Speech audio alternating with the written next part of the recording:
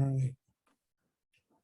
Good evening, everyone. Give a few moments. I see some participants still joining in, so I'll give it just a few moments before we start this evening's meeting. So welcome to everyone. We'll get started in just a few moments.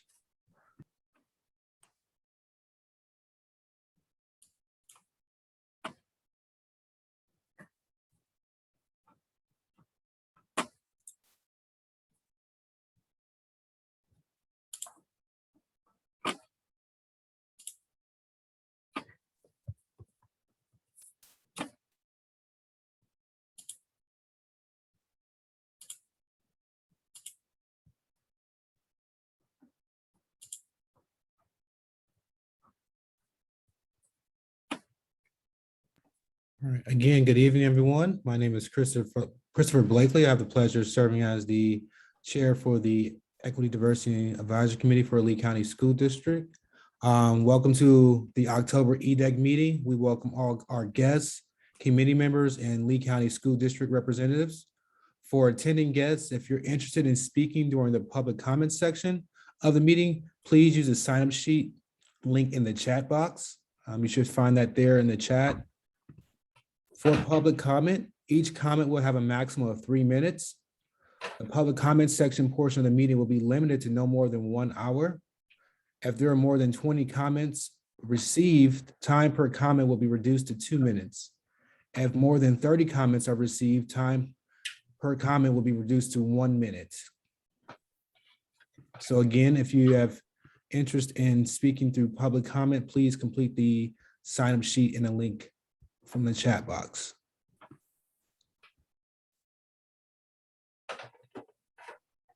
All right, with that, we'll call the meeting to order at 5:34 p.m. Excuse me, I'm on Central Time right now, so I'm gonna set 4:34, so I apologize. 5:34. And everyone on the committee should have received the email regarding the agenda, as well as the presentation for tonight and the minutes. Is there a motion on the floor for approval of the agenda as constructed and presented? Mr. Chairman, Yes, I would like Dr. to request. Sorry? Yes, Dr. Dianui. Yes, Mr. Chairman, thank you very much. I would like to move that we amend the agenda to include an item which I think is very dear to me this time. And I can, if you give me a chance to do it, I will tell you how the item would be.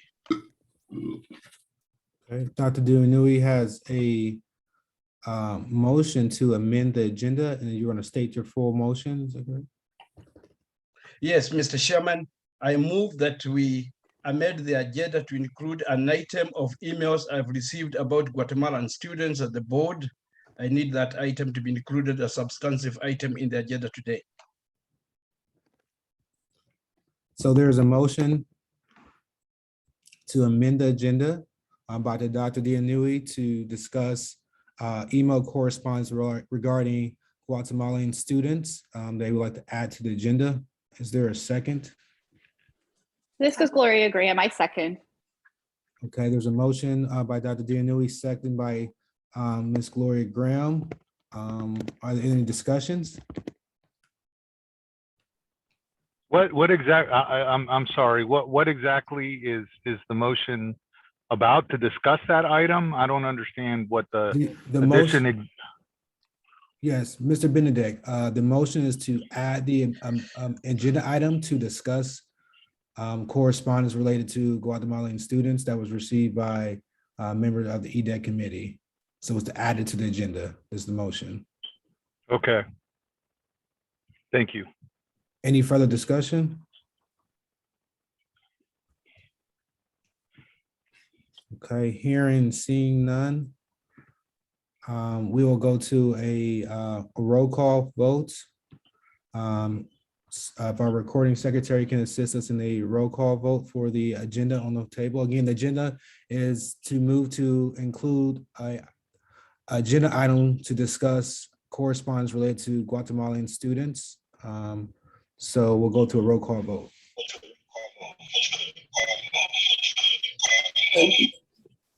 Dr. Blakely, I'm going to start with Laura Crisfante.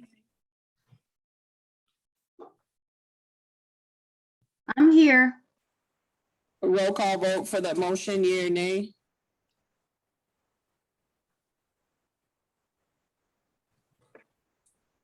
I'm not, Dr. did you hear me? Hey, do you mind repeating the motions for that so that all EDAC members understand what they're voting for currently? Yes, we are currently going a roll call vote for a motion on the floor by Dr. Dianui, second by Gloria Graham. The motion is to approve, to add an amendment to the agenda to discuss the correspondence related to Guatemalan students within the district.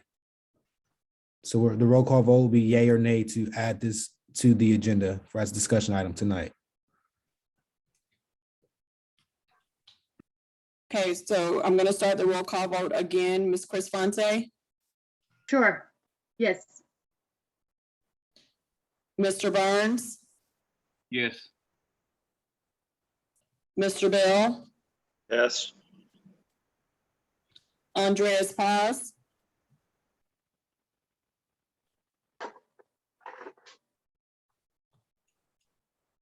Dr. Blakely, Yay. Dr. Mahmood, Sorry, did you call, who did you call? Dr. Hatham, Mahmood,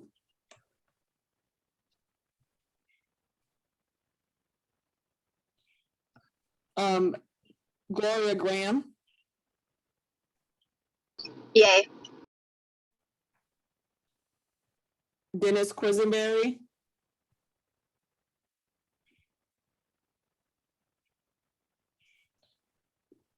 Holly Marth, Yes.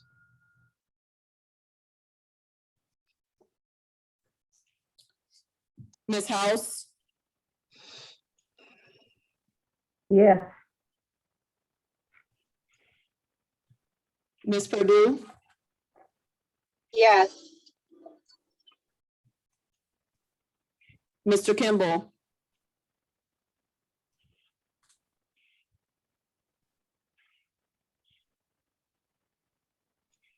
Dr. Dianui, Yes. Mr. Bendeck, Yes. and Ms. Burrell. Yes. The motion carries. All in attendance have approved the motion. Dr. Blakely. Thank you. And if it pleases the committee, we will look to add that to agenda item following our public comment and our presentations, as we have invited guests who are on schedule. So I ask that we would add that agenda item before our board recommendations.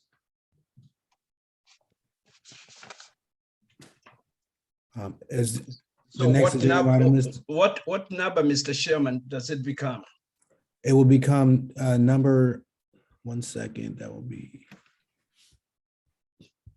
Be number 8 on the agenda after the small business enterprise. Dr. Blakely.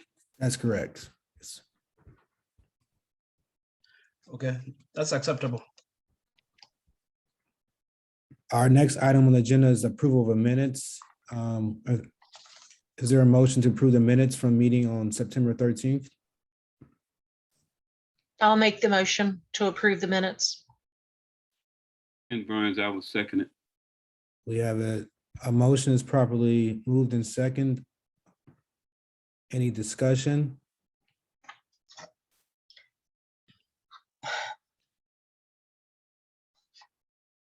Seeing none? Mr. Chairman, Yes, sir.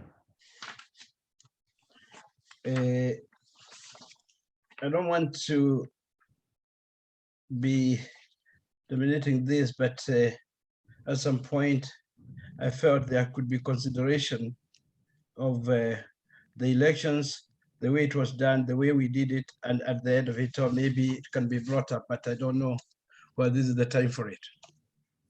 We hold that for a good of the order, this discussion for good of the order. That's in order, Mr. Chairman. Okay, thank you. Any further discussions regarding the approval of minutes? Okay. It's been properly moved in second, so we'll go through a roll call vote to approve our minutes for 9/13. And then following that, we'll have our public comment. So all in favor will vote yay, any opposed nay for the approval of the minutes from 9:13.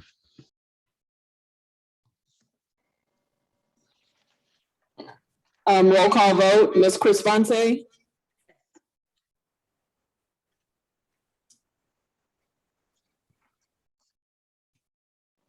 Yes. thank you. Mr. Burns, Yay. Mr. Bell, Yay. Dr. Blakely, Yay. Dr. Hatham, Ms. Graham, Yay. Ms. Marth, Yay. Ms. House, Yay. Ms. Purdue,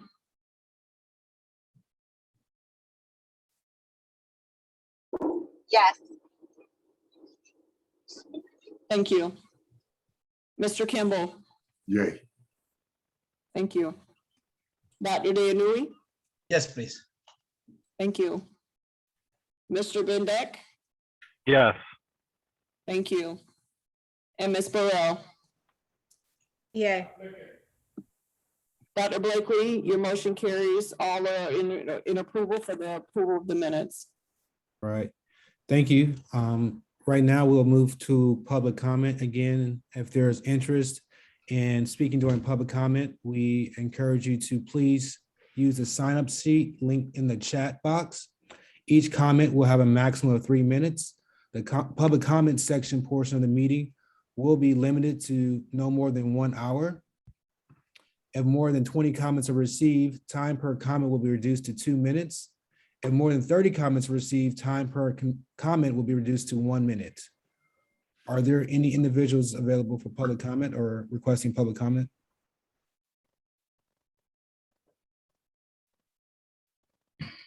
Yes, Dr. Blakely.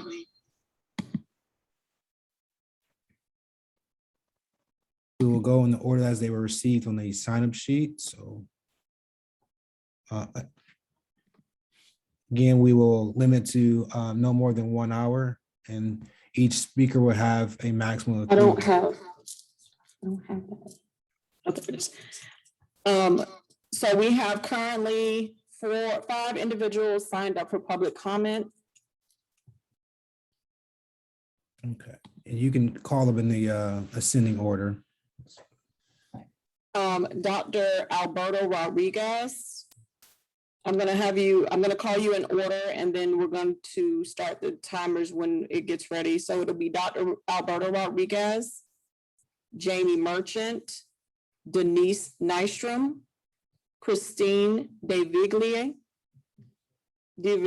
I apologize, and Ms. Jacqueline Perez.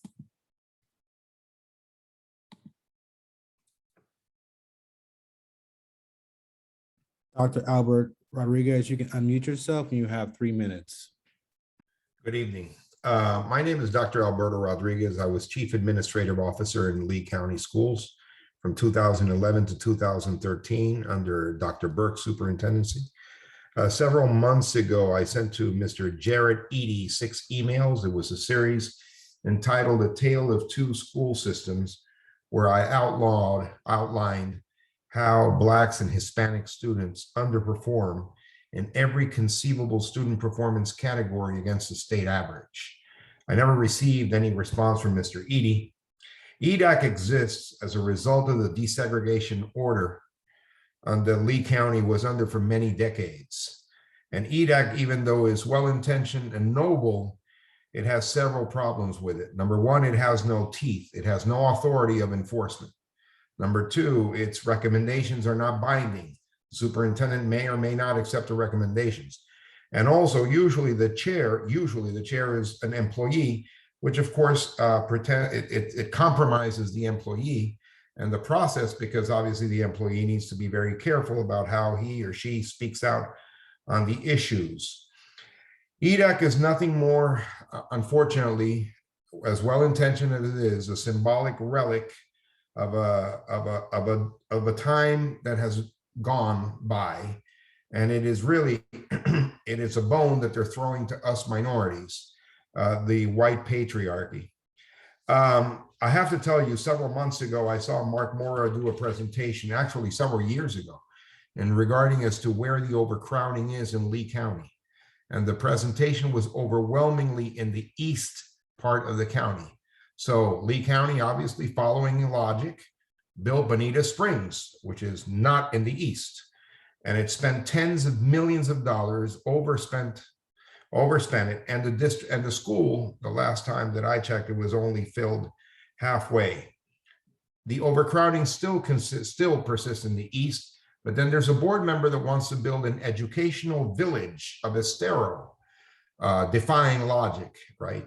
But it is based in a type of supremacy, if you will, that we're going to do what's best for our folks.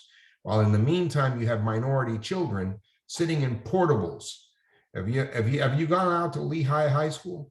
The portables back there looks like an army barracks where you have children, black and brown children sitting in portables, while at the same time we're dreaming of a educational village, even though Mr. Mora's presentation did not recommend building schools there because of the traffic, the wetlands, one entrance in, one entrance out, but it doesn't matter.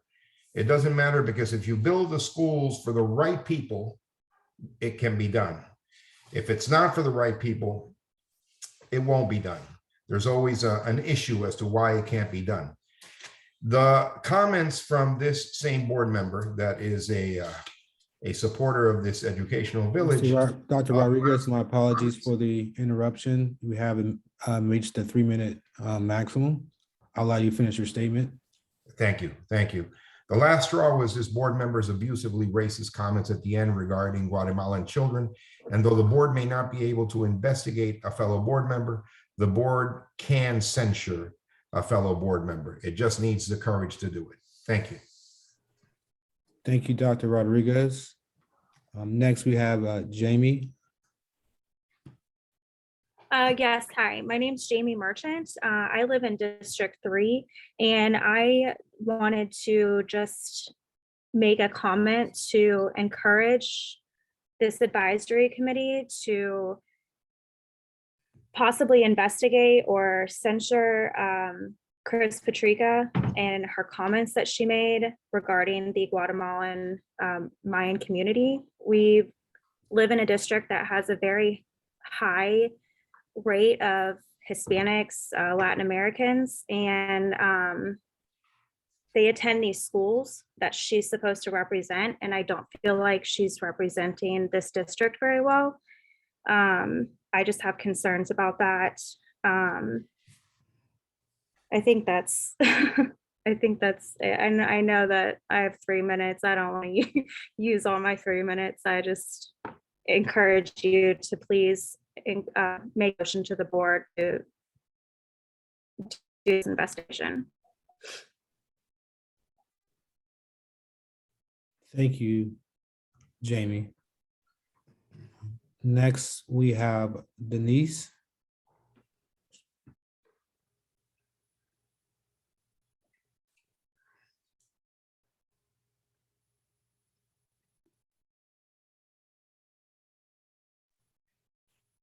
If Denise is present, you can unmute yourself and your 3 minutes will begin. There you go. I was just trying to find myself for a minute. Thank you so much. Just tell me when I should begin. You may begin. Well, first, I'd like to thank the Edac committee for presenting this opportunity for me to speak. My name is Denise Nystrom, and I am a District 3 resident. I was a special education teacher and a school district administrator, and I'm a mom and a grandmother. Education and children are my passion, and for me, all children are unique and important. Lee County is my home, and I love it here. I attend all of the school board meetings with a concerned group of parents and community members, and that is why I am compelled to speak about a particular school board member, District 3.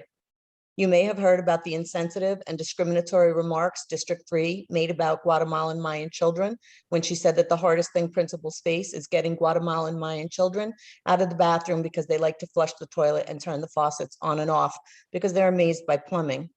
You may have heard that she apologized. Did you also know that in her response to my calling out her racist comments and detrimental behavior that she told Wink News that it doesn't take up space in her head? District 3 comments about children escalated when a board member, District 2, made a motion at the last board meeting to have her investigated.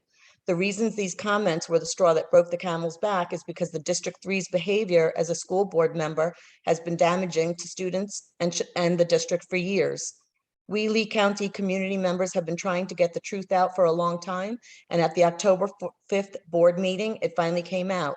You can watch the last 2 hours of this board meeting on YouTube, and you will fully understand that what I am saying is true, because the other board members verbalized that they have been subject to her misuse of power and abusive behavior toward them for years. Board member Betsy Vaughn, a very ethical board member, wrote about District 3 board member in a letter that was sent to the Florida School Boards Association, where she states that District 3 has single-handedly corrupted the functioning of the school board. 2 years ago, District 3 tried to falsely set up District 2 board member with the watermark incident. District 3 did not want to hire the school board attorney we have today and made her life miserable. And I know that it is unbecoming of Dr. Savage to discuss this because he works for the school board, but District 3 has repeatedly undermined Dr. Savage since he has become the interim superintendent, with the goal of having an insider take over, and then the majority of the board would be back to their underhanded business as usual. Today, Chair Christopher Blakely, I am requesting that you make a motion to have District 3 investigated or censured, and to bring that motion to the school board. There is no room in Lee County for a school district board member who would make the comments about Guatemalan Mayan children that she makes, claiming that she's not racist, but is building a brand new school in Estero when it is East Lee and Lehigh that need these renovations and buildings. Please, Dr. Blakely, make the motion for her to be investigated from one concerned community member to another. Thank you for listening. Thank you for your time, Denise. We have an additional speaker, Christy. Hi. First of all, thank you so much for allowing me to be here today. After the previous comments, I don't really have a whole lot to say, other than I would ask that the chair pass a motion tonight directing the board to investigate Ms. Chris Patrica. There's no room for hate and discrimination in our schools of any kind, and her behavior was unacceptable, and it's repeated behavior, and it's intentional at this point. So I just would really like to thank you guys for your time here today, and again for allowing us the opportunity to be here with you guys. This has been a beautifully run meeting. Thank you. Thank you, Christy. We have our additional speaker, Jacqueline. Good evening. Thank you for allowing me to speak. I've been an advocate in the community well over a decade. My husband and I also own a business in Lee County, and we have many ties to the community. My children attended Lee County School District, and now my grandchildren are in the public school system. For the last 5 years, I've watched your board member from District 3 do and say things that have had racist overtones, biases, and I've heard her criticize and slander well-respected community members, students, board members, and ex-employees. Approximately 2 weeks ago, when Ms. Patrica made these last comments about Guatemalan Mayan students, she had stated the biggest obstacle that principals have is getting these children out of the bathroom due to their fascination with running water. She made these comments as a representative of the school district of Lee County. After being confronted by another board member, who was Ms. Giovanelli, Patrica then refused to admit that the statements she made about Guatemalan Mayan students were lies. And I have directly spoken with employees from the school district, Chuck Bradley, James Buchanan, ex-employees, Dr. Majiros, Dr. Hawkins, Dr. Bohaj, and Dr. Daly, and many more educators who have all decades of experience in education. And they all said that her comments were ignorant, racist, and had no merit. But this is not the only acts of racism she has displayed. On August 31st of this year, Patrica refused to approve a resolution acknowledging Hispanic Heritage Month, yet she had approved weeks and months prior Irish Heritage, Black History, National Jewish American, National Asian, Pacific Islander American, and when it came time to vote on Hispanic heritage, she said nay. In the last action board meeting, we listened to other board members call her a bully and accused her of pay-for-play deals, retaliatory acts, and abuse of power. Betsy Vaughn expressed her frustration with these acts of corruption, as well did 2 other board members. During this board meeting, we heard 3 board members express serious allegations of possible pay for play in reference to the construction of the quadruple A school being built in Three Oaks in Estero. There were board meetings that took place in May of 2020 where it was stated that the building a school in Estero could wait 4 to 5 years, but the need and demand for schools to be built in Lehigh were yesterday. But Patrica, in order to gain favor from the Estero Council and her powerful elitist political friends, sacrificed minority children in Lehigh who some don't even have desks and chairs to sit on. Lehigh has the highest rate of violence in the schools, the lowest achievement rates. They have deplorable conditions. If you've seen, they have the highest rate of portables, yet we are building a school here in Estero when we didn't even fill to capacity Bonita Springs High School. And we're giving Estero a park, a 40-acre park. That is unimaginable to me, that we are sacrificing children who are in need. We have to be a school district that is equitable for all. We shouldn't be discriminating against children, and no one has the right to abuse their position and power to take advantage of these children for their benefit. I am pleading, I am begging you. I know that you can't investigate, but maybe there could be a recommendation to the governor. Maybe there could be an investigation into the employees that aided her. Thank you, Jacqueline. I would just allow you to finish your statement as we have reached a 3-minute time period. I basically said it all. I'm pleading with the chair, Dr. Blakely, to please take it under consideration. I know that the superintendent and the board cannot investigate one of their own, but that does not mean that they cannot make a request to the governor to investigate, or they can actually be very creative and investigate the employees that aided in this false narrative of Estero having a population of 117%. That is a lie. It's Lehigh that needs the help. And I can send emails with videos of employees from the district stating this recently in the last year. Thank you. Thank you. Thank you so much for your time. I really appreciate it. Are there any additional individuals for public comment? There were no additional sign-ups, Dr. Blakely. All right, thank you for those individuals who shared through public comment. The committee will continue with our agenda items, but as previously discussed at the beginning of the meeting, there is a motion that has passed to discuss this further following our presentations. So if those who are here for public comment want to remain on the call, they may do so. However, from this point, we'll move on with our agenda as adopted. With that, we will turn it over to Dr. Kenneth Savage, our superintendent. He is here with us this evening to provide us with the 21-22 academic welcome and message. We appreciate his time here today, and we will turn it over to him. Dr. Blakely, thank you so much for the welcome. Well, I really appreciate all the board advisories. This one in particular has a unique place in my heart because I really would not be in the field of education were it not for the concept of equity and the work that is imperative within my pursuit of social justice. So I just briefly tell you a little bit about myself and kind of my journey to how I ended up in front of you today. But again, just to kind of reiterate, I'm Dr. Ken Savage, and I'm the interim superintendent here in Lee County, but I'm a longtime resident of Lee County. I moved here when I was very young from Cleveland, Ohio. So I've really called Lee County my home for most of my life, and it's a privilege to be in this office, to be able to support a place where I grew up that really helped shape my worldview and an opportunity now to be in this opportunity to change things for the better for our community. So I'll kind of start with my professional history that essentially, you know, I really did not see myself in education. It wasn't necessarily a passion to work in the school system, to be a teacher. And so I ended up really in a kind of a roundabout way in education, simply as something practical as a job after college. And I was actually in law school at the time in Jacksonville, working in an inner city school so my day job was to work in the inner city school in Jacksonville, a school that is no longer in existence. And at nighttime, I was sitting next to a vice president of Bank of America, whose only reason for getting the Juris Doctor was to advance and be promoted within the Bank of America regional headquarters, which was in Jacksonville.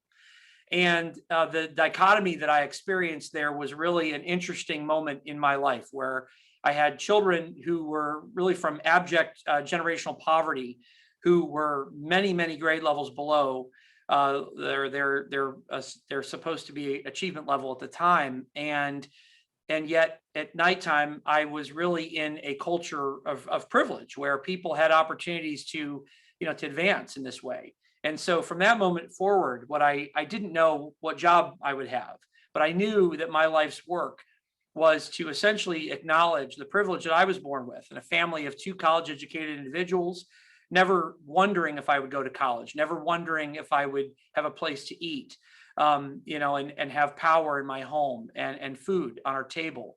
That I was born with that, and very fortunate to be born with that opportunity. But I recognize that there were many children, and it wasn't so much a lack of monetary aspects, but really that there were life opportunities that were just disappearing, and they weren't even aware of it. When I would talk to many of the boys in the particular school, they often would tell me there were 2 career paths that they believed they wanted. One was to become a rapper, and the other was to be an NFL player. And those were the 2 jobs that the boys would often tell me they wanted to have. But the reality was, most of them didn't even play football. And so for them to say they were going to be in the NFL one day, or just be a famous rapper, and those were the only 2 career ambitions that they had, the concern that I had was that what role could our educational system play to help broaden and connect our children in our community to potentially uncover whatever dreams and hopes they might have, expose them to new career paths and so forth. And so at that point, I shifted into the field of education and leadership, and determined that I would be a part of that solution, whatever it would be. Little did I know where I would end up. So when I did come back to Lee County, where I began my administrative career after working as a teacher in both Gainesville and in Tallahassee and as in Jacksonville. When I began my administrative career in Lee County, I started out at Cypress Lake Middle, a high-performing suburban school in our community, where I had the chance to learn from a very accomplished principal at a perennial A school. And what I really saw in that particular school was just when we would have teacher vacancies, we'd have over 100 people apply, great candidates, and just a very high-performing school. However, I then had the opportunity to be considered for a doctoral program at Harvard, which was a free doctorate, essentially, that you could focus really on turnaround leadership. And I did not make it. I did not make the final cut, in spite of my scores being high and whatnot. And one of the questions that they offered me that was helpful feedback was, for this passion you have for social justice, Ken Savage, you are working in a suburban school, a perennial A school. It's curious, why have you not tried to take on, the turnaround leadership, if that's something that you care about? So it just so happened at that time, after I did not make that final cut, that Dunbar High School was a D school and was offering for their new assistant principal of curriculum role. And so I reached out to my current principal, and at that time, turnaround leadership was not really widely discussed in Florida. That wasn't really a term that had taken off at this point. And I asked, would that be something that, would make a good sense for me career-wise to do that?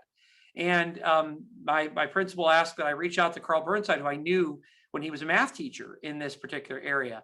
And he canceled all his interviews and hired me on the spot.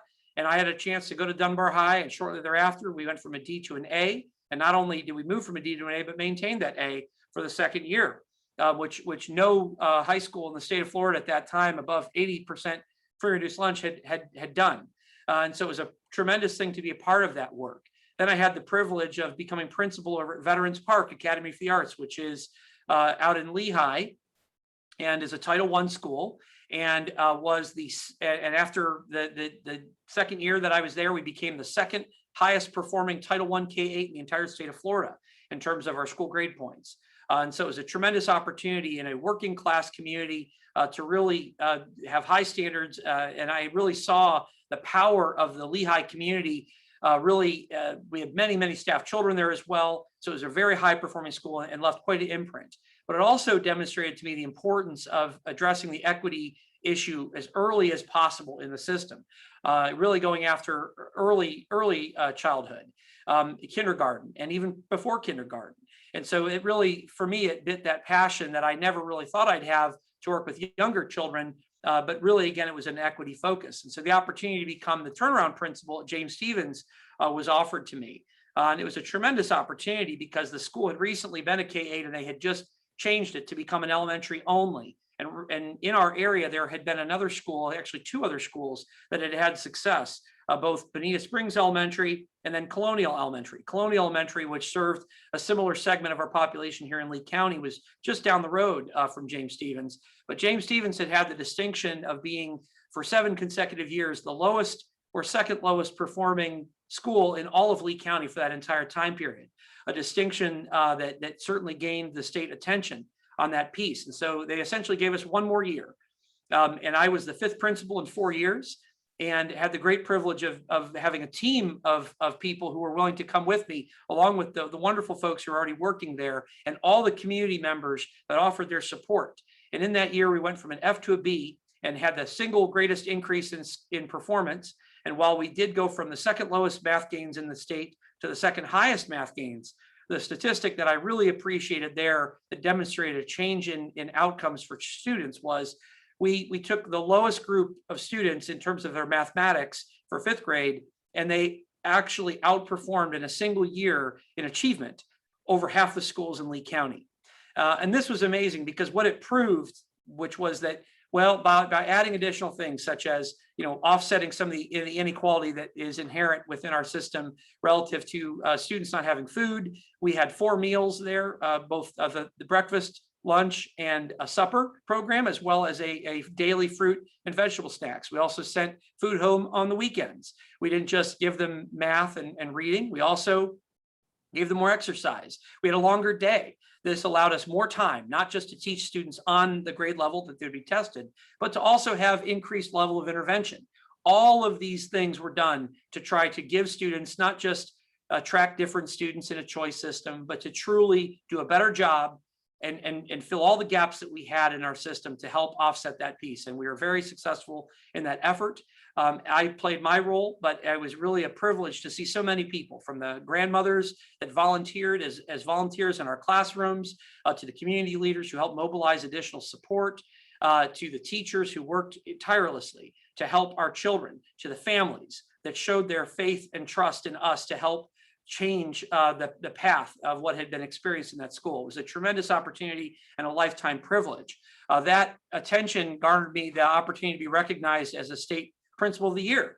And I had a chance to meet folks all across the state and see districts that were very high performing, and get a chance to meet other leaders across the state. It was phenomenal. But then I also had the opportunity to join the state apparatus as an executive at the state cabinet for our chancellor of K-12. One of the bureaus that I had an opportunity to supervise while I was up there also was the Office of Equal Educational Opportunity with our bureau chief, Lydia Southwell. So I had the opportunity to see across the state into equity issues. And that's kind of one of the things that we did among the other bureaus that I worked with. But again, that was one in particular that was near and dear to my heart. So I had the opportunity to come back to Lee County and join Dr. Atkins and this leadership here. It was really an opportunity for me to come home and with all the things that I had learned along the way, an opportunity to contribute. In operations, there was a significant amount of work to do and certainly no shortage of equity issues there as well. But one of the opportunities I had when I was then able to take on this interim superintendent role is to really try to put forward a new vision of what we can do. And there are many equity issues that we face in our district. Certainly time has helped make them visible to us, whether it's outcomes with our children, whether it's things, I'll give you one quick initiative that we're underway trying to get off the ground is boldening our minority recruitment efforts. So while we know that we have become a Hispanic majority student population here in the district, we still have just over 10% of our teaching force that are Hispanic, that are people who identify as Hispanic. And that's a huge disparity. And that's something that the state monitors, and it's something that is certainly on our attention. Furthermore, in our leadership ranks, there's a dramatic opportunity for us to increase that profile as well. We have really not done nearly enough in that respect. So there's just a lot of opportunities for us to address these equity issues. But probably one that is most pronounced in my mind is our proximity plan. So this is work that continues to, that began before and will continue. We have a famous choice system here in Lee County. It's a unique opportunity for people to choose schools and they can pick all over within certain constraints of their zones and subzones. However, what we know has happened as a byproduct of that choice is that we have essentially resegregated ourselves through choice, through the constructs of what we have. We have resulted in some intensely segregated schools. And, James Stevens was an example of that type of school, and those are oftentimes the schools that are experiencing low achievement are those schools. And so we have an obligation, if we can revisit some of our boundaries and try to create a more efficient mechanism, but to also do it right, to still empower the opportunities for families to have choice in our district, but to correct some of the issues that we have that essentially result in perpetuating some of the inequities that we continue to see, to try to bring high achievement, high expectations, and all the resources we need to all of our students is a tremendous opportunity. Now, during an interim role, what can I really do in that effort? Well, for me, it's about sharing messages like what I just said to you, to highlight the fact that I wouldn't be where I am today were it not for all the privileges afforded to me. And so my hope is to bring that opportunity to every child in our district. I'd love it for every child everywhere in our country, in our world. But I am here in my home in Lee County. So what better way for me to try to give back to my home community than at least owning it and telling that story? I mean, there's many more things that I could go into detail on, but that's one that I think I know that I probably am over my time. So just appreciate that. And I know, Dr. Blakely, if I'm not too far off your agenda, I'm happy to take some questions from your committee, if you have any questions for me as well. Thank you, Dr. Savage. We appreciate your work that you're currently doing in your role now, but also the work that led to this and your commitment to it. So at this time, as Dr. Savage mentioned, he could take a few questions. So if you have a question, I would ask that you use the reaction feature and raise your hand in the chat just to make sure we can get to those questions. Are there any questions? Yes, Mr. Yeah, Dr. Dianui. Yes. First of all, Dr. Savage, thank you for that presentation. I didn't even know so much about you. But I just wanted to say this. Thank you for coming. But more important, within the very short time you've been here as the interim superintendent, you've shown something that was lacking in this district: courage. Every child needs protection. And you have done a lot of good work with using courage sometimes, which would even cost you even getting permanent, but you have done what is right for the children.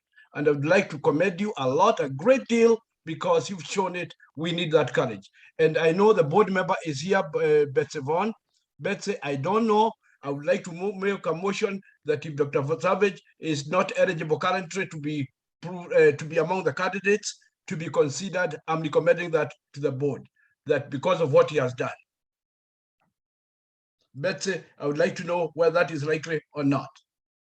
And I know this might be embarrassing for Dr. Savage, but I have to put it forward. It's my moment. No, that is something for the board as a whole. Here I'm your liaison, and I have a certain role, but frankly, I love what Dr. Savage is doing, but I can't comment on whether that's something the board might take a look at. And in view of that, I don't know whether it's out of order to make a motion to say the board to consider Dr. Savage as a candidate. I don't know whether it's out of motion. I don't know, Mr. Chairman. Dr. Dianui, are you seeking to make a motion for a recommendation to the board, or? Yes. I would second that gladly. Yep, I would as well. Okay, Dr. Dianui, just to make sure we're correct in that, you're making a motion that the Edac committee make a recommendation to the board to consider Dr. Savage for candidacy in the superintendent search? Yes. You put it very well, Mr. Chairman. And that was moved by Dr. Dianui and seconded by Holly Marth. Yes, sir.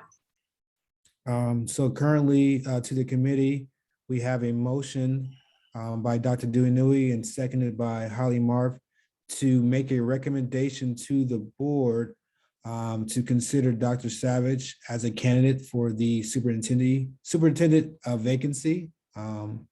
Any further discussion with the current motion on the floor? I see Holly, you have your hand. I keep trying to hit the reaction thing and it won't let me. I would like to speak in favor of that. And actually, that's why I had my hand raised prior. I was wondering, Dr. Savage, if the inability for you to be on the ballot to be a candidate were removed, if you would consider the position. Y'all, I don't care if you're black, white, pink, purple with red polka dots. If you are in favor of everyone, every single person, man, woman, whatever, being treated equally, then I want you on my team. And it sounds like Dr. Savage is really working so very hard to do that. I just think that as my colleague, Mr. Peters said, it takes courage to be a leader. And sometimes you're going to tick off the wrong people, but if you're doing it with the right motives in your heart and the right words coming out of your mouth, it can't be anything but good. So I'm very proud to second that motion. And Mr. Campbell, I see you have your hand is raised as well for discussion. Yeah, I'm just happy to hear a superintendent who starts out saying that he supports equity. And I don't mean to sound very negative, but I've been in the district enough that I've seen the opposite, where they've not fought for that. And they've come down on teachers when teachers speak up for equity. And I won't call names, but I'm at one school, kids will walk around with Confederate flags on. I'm at another school where they're allowed to do a project on the Klan. I'm at another school where a boy threatens a girl with a rope and the principal does nothing about it. I'm at another school where an assistant principal had the audacity to say that Black kids pride themselves on failure. So I'm just happy to hear anybody who has the guts to stand up against this and to make sure that our school practices social justice and offers the same opportunity to all of our children. Thank you. Thank you. Any further discussion with the current motion on the floor? I apologize for interrupting. As guests of this, are we allowed to ask questions or speak up, or do we just need to remain silent? At this time, this will be a motions for our current committee members. So any discussion will be the Okay. current motion on the floor. For our committee We're all members. new to this, so we just wanted to make sure we weren't out of line. No, Thank I you appreciate you checking. for answering. Thank you for checking. Any further discussion for any of our committee members? Yeah, this is Ryan Bell. Yes, Ryan. Just a quick question for clarification. Did I hear that Mrs. Bond said previously to doctor's motion that this was already under consideration and discussion at the board level, or that is a decision yet to be discussed at the board level? I just wanted to clarify that before this motion is made so that we understand the position, and if it is already being done, where we stand. Chair, may I answer? Yes, Ms. Vaughn. No, it is not being done. This would not be something that we would do right now. As you know, and I'm going to touch on this with my board comments in a little bit. We're in the middle of a nationwide superintendent search, and again, I can tell you, no, it has not been done. It has not been considered by the board, and I really can't discuss it because this is something that could very likely come up as a topic as we get farther into our national search. And again, we don't know anything at this point about what kind of candidates that we're going to get. So I guess that should answer your question at this time, because if we made that announcement right now, you know, that would really jeopardize our search. And no, it has not been discussed at all. Mr. Chair. Just one moment, Dr. Dianui. Okay. Mr. Edie has his hand raised. Yes, sir, Mr. Chairman. Thank you for the opportunity. If at all possible, before your committee decides to call the question, could you also have the recording secretary call back the version of the recommendation that she has to ensure what we record as staff is exactly what the committee's verbiage is intended to say? Thank you, sir. Yes. May I make my comment now, Dr. Blakely? One moment, Dr. Dianui, I'm gonna have the recording secretary read back the motion to make sure that it's appropriately and accurately documented before we move forward for the discussion. So. Ms. Thank you, Dr. Crystal? Blakely. I have currently written Dr. Peter Dianui made a motion for the Edac committee recommendation to consider Dr. Savage as a candidate for the superintendent search that's currently in place. Yes. That's correct, and was seconded by. And Holly seconded Marth. by Holly Marth. Correct. Thank Yes. you. May I make some observation here, Mr. Dr. Blakely? Dianui, yes. Thank you very much. I just wanted to request Dr. Savage not to comment whether yes or no. I know it was mentioned because of what Dr. Betzer said. Just leave it like that. Let's make our motion, and then that information, once the decision is made, can come up later on. Mr. Savage, I want just to say that yes or no, you refrain in this committee meeting. Thank you, Dr. Dianui. Mr. Kimball, you still have your hand raised, or you have additional comment, or I just want to make sure? No, it's just, I never brought it down. Okay, thank you. Thank you. So again, we have a motion on the floor by Dr. Dianui, seconded by Holly Marth, to make a recommendation to the board from the EDAC committee to consider Dr. Kenneth Savage for the current vacancy of superintendent for the district. Yes, Ms. Marth. Ms. Marth, you have your hand raised? You know, guys, just like last year, I probably say things that I maybe shouldn't say, and I'm sorry. I probably speak with my face more than I should, and I apologize for that. But I just find it really insane. And Miss Betsy, this is nothing against you by no means. I find it incredibly insane that we have this immensely overqualified gentleman who's already made some great positive strides, and we're going to spend how much money to do a nationwide search? It blows my mind, people, that is even up for discussion. And you know, maybe that's just the naive country podunk me talking out of turn, but y'all, I don't understand that. We're going to waste all this money when we have a local person who knows our people, who knows our system, who knows the communities, and we're going to spend gazillions of thousands of dollars to try and bring a newbie in from Alaska or wherever who has to start fresh. So I'm sorry, I just think it's stupid that we do that. Every single time we look for a new leader, we can't even look in our own backyard. We're that blind. Sorry, but that's the truth. Thank you for your comments, Holly. We have a hand by Mr. Kimball and then Mr. Bell. Yeah, I just kind of want to respond to that and see if I could add some clarity. I do agree that we ought to look at somebody on our own, but I understand the need for the national search. That is part of equitable being fair to give a lot of people an opportunity to apply for the job so we can pick the best candidate. I was at Edison College where Walker walked right in and became president without doing this. And the faculty at Edison was quite discerned about doing that. So I understand the process is necessary, but I do stand with other board members that the superintendent who's acting now should be considered. Thank you, Mr. Kimball. Mr. Bell, see your hand raised.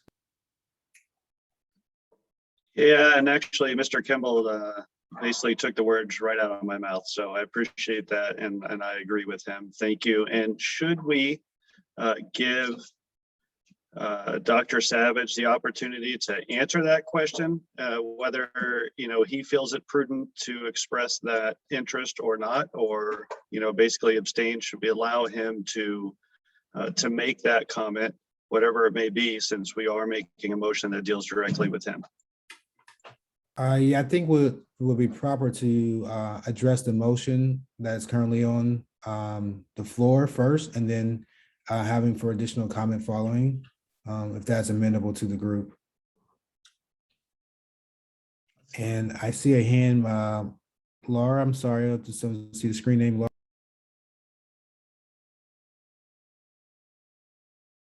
You're currently on mute, sorry. Sorry about that. I just wanted to concur with Mr. Bell and Mr. Kimball. I think we need to trust the process. Dr. Savage comes across very, very ready, and I mean, I love everything he has to say, and I appreciate everything he's done. But from personal experience where I have been bypassed, it's not the way it should be. We owe it, and there's an obligation for us to search for every qualified person to put in, their resume and show us what they've got, and for the system to go through the right way. So again, I just wanted to say that I agree with Mr. Campbell, Mr. Bell. Thank you for your comments. At this time, we'll go to a roll call vote to clarify. There is a motion on the floor by Dr. Dianui, seconded by Holly Marth, for the Edac committee to make a recommendation to the board for consideration of Dr. Kenneth Savage for the superintendent vacancy. At this time, I ask Ms. Crystal to move forward with a roll call vote for that recommendation. Thank you, Dr. Blakely. Roll call vote. Ms. Chris Fonse? Okay, I'm always first. I'm going to withhold. Mr. Burns? Yes. Mr. Bell? Yes. Dr. Blakely? Yay. Dr. Hatham?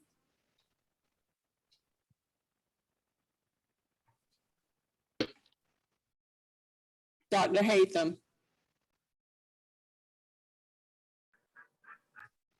Ms. Graham? Yay. Ms. Marth? Yes. Ms. House? Yes. Ms. Purdue?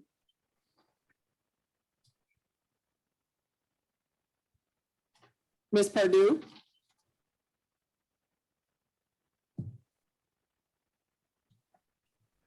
Mr. Kimball? Yes. Dr. Dianui? Yes, please.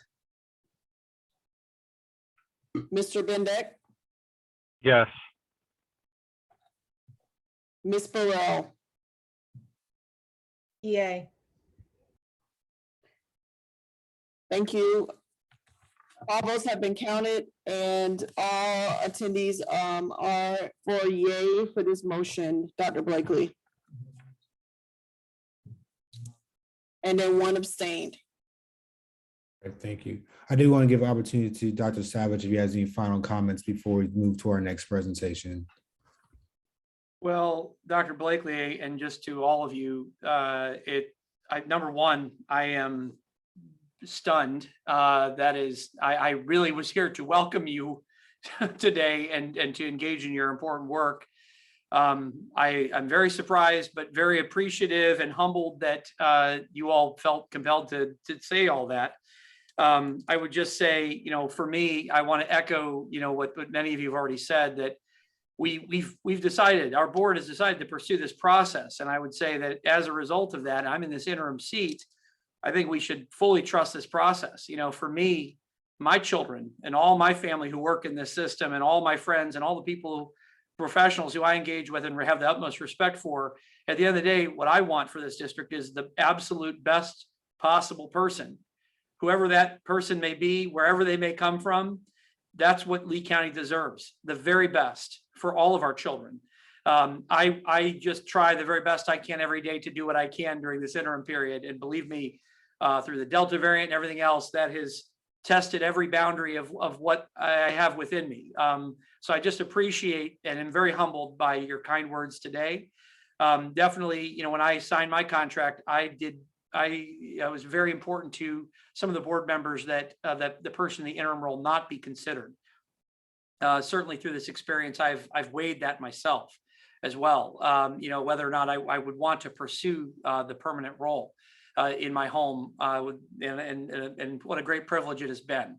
So I have certainly been leaning towards not applying. I will tell you that, just having gone through what we've gone through, I absolutely have been inclined to not pursue this role permanently, only because you know, it has been such a difficult time.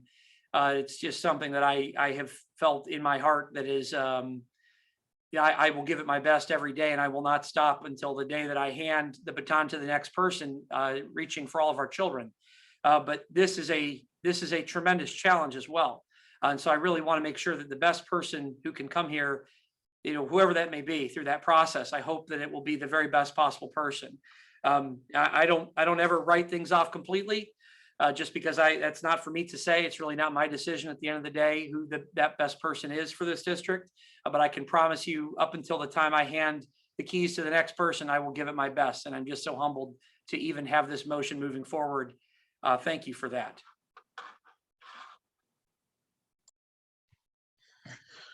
Thank you, Dr. Savage. We appreciate your time here and sharing with us, and gives us great insight from your work throughout the district. So we appreciate your time here.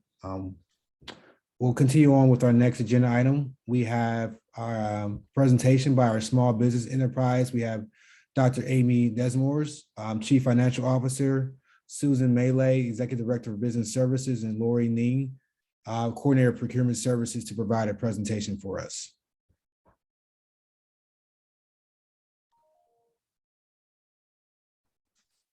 Good evening, everyone. We are so excited to be here this afternoon, and we wanted to share with you some of the work and background and research that we've been doing in order to expand the number and the types of vendors that we're working with within the district.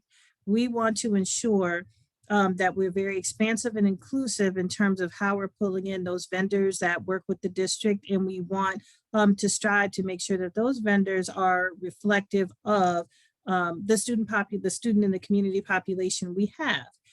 So we have some work that we've done towards that end, and then we also have some questions and feedback that we want to ask you so that we can get your way in on our process, and by the end of this, hopefully come up with something wonderful that the district and the community will be proud of.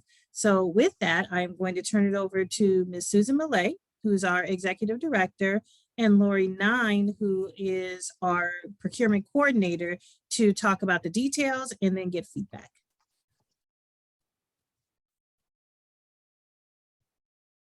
Susan, you're on mute. Thank you, Amy, and thank you, Lori, for joining us. Thanks to the committee for allowing us to be here tonight. I'll go ahead and jump right into our presentation, which was shared with everyone in advance. And at the end of the presentation is a draft policy for establishing our first ever small business enterprise policy.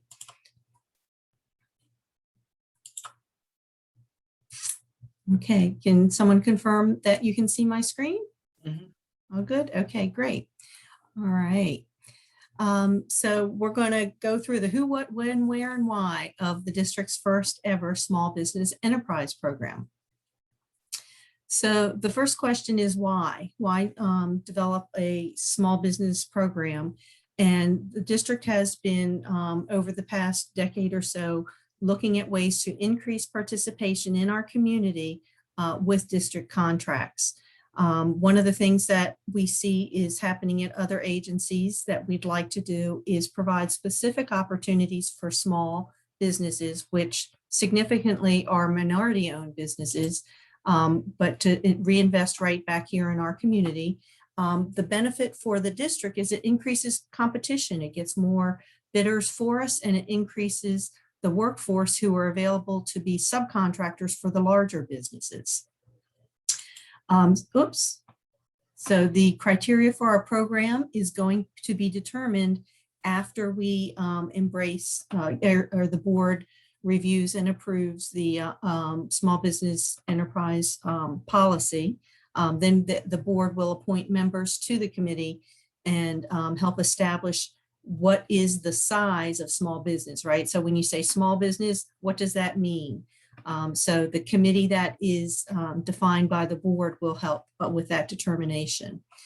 We don't intend to reinvent the wheel. We tend to go with other state and local entities that have established programs. Currently, we're using some of the information from there. We've researched a lot of it. And so we intend to be modeling after what some of our partners are doing, such as Lee County Board of County Commissioners. A lot of people might ask, what's the difference between a small business enterprise program and a minority or disadvantaged program? So I wanted to chat about that a little bit. Small businesses is defined, the business entity is defined based on size. In some cases, that's the revenue stream that is received by the business enterprise. In some places, it's number of employees, and sometimes it's a combination. A small business program does not require a disparity study to go ahead and award contracts to businesses based on size. And so this is the model that we're currently pursuing. We've had discussions about establishing a minority and disadvantaged business program. And what we need to do if we're going to pursue that avenue is we need to collect some data on the small businesses that we're working with. We need to collect information on who is registered as a small business, as a minority business, use that data. And of course, a disparity study would need to be conducted for awarding contracts exclusively to minority-owned firms. So the initiative on the table right now is to establish a small business enterprise program. No disparity study is required, with the potential for in the future, as we collect data on the small businesses that we're working with, to determine if we would adopt additional parameters for our program. What drives us to initiate this small business program? Number one is job creation. So we are the second largest employer in the county and have a lot of contracting opportunity. And so we would like to, hire those people who are right here and increase that participation rate. Of course, this would foster economic growth in our county, as well as for the businesses themselves. And as I mentioned before, increasing competition is healthy for the district because then we'll get more competitive bids. Another big driver is reinvesting our sales tax revenue. So in 2018, the community was asked to vote on a referendum to pass a 1/2-cent sales tax. Our phenomenal community embraced that. And in 2019, we started collecting revenue from the sales tax. The referendum stated that there would be 4 categories on which the sales tax could be used: construction, maintenance, technology, and safety and security. And trends are that construction firms, the market for construction firms is where a significant number of small and minority businesses grow and develop. So reinvesting that sales tax funds right here in our community with small and minority businesses is a goal. Over time, there's progressively more and more actions that we've taken to have a small minority business outreach, and a couple of those are listed there. Some of the things that I think we're most proud of is, as we're developing schools, we kind of have matchmaker sessions where we invite the prime contractors who have the big contract award. We bring them in and we reach out to the business community and invite subcontractors to come in and have a meet and greet to hear about how to do business, how to submit bids, and to meet in person those construction managers. So these are some of the creative ways that we have continued to reach out to our local community to engage more and more small businesses. And now we're at the point of getting to launch this program. We have engaged with our business partners doing this. We've been working with the Florida Gulf Coast Small Business Development Center for many years. I've been working with them, I think, since about 2013. And we are working together to find ways to partner with other members of our community so that this program will be successful. Let's take a peek real quick at the policy review that was sent out, and I can bring it up on the screen if we'd like, or if there are questions about certain sections of it. So that has been passed out, and I wanted to give everyone an opportunity to ask questions about the draft policy. I think I'll go ahead and see if I have that one. I'm going to need, actually, I think I'll ask Jarrett if you can pull that up. It's at the end of the agenda that was shared and is on our website. So I'm going to stop sharing and ask Jarrett or Crystal if you could pull that up. And in the meantime, see if there are some questions about the policy that was previously shared. I see Laura has her hand raised. So can you unmute Laura and proceed with your question? I apologize. That was from the last segment. Oh, I think you're just waving, right? Yeah. Sorry. Okay, no worries. And Kimball, I see that your hand is raised. Do you have a question or comment on the policy that was shared? I want to make a suggestion about two leaders in our community who've been involved in this, and you're putting your board together. I think you ought to seek them. One is Mr. Roy Kennix, who used to run small business development in this community. He's helped a lot of people get jobs, provided training. He runs basic learning now. They used to do tutoring within the district. He's involved in the Toll Garden projects that's building affordable housing at the corner of Shoemaker and Edison. And in that project, one of their goals is to bring in minority contractors. They only have a goal of 14 to meet, but his goal is to get 40%. I think that Roy Kennix would be somebody invaluable to your efforts. Another person is Mr. Love, who was over the business enterprise zone for Fort Myers. Some of you may know last year, he established a program within the schools helping young boys get jobs and construction work, and he just retired. And I think both of those two men would be two people that would be very beneficial to use as consultants. Those are fabulous ideas. I appreciate them. And I will, if you have contact information, I'd request that you share that with Crystal and Jarrett, and they can then share that with us so that we can reach out to Roy Kennix and Mr. Love. What's Mr. Love's first name? I don't remember his first name. Ken Burns, do you remember Mr. Love's first name? No, Ken might know, so I don't know. But No, I don't. Okay. Okay. I'll get information to you. Okay, that would be awesome. Thank you. Okay. Juan, I see you have your hand raised.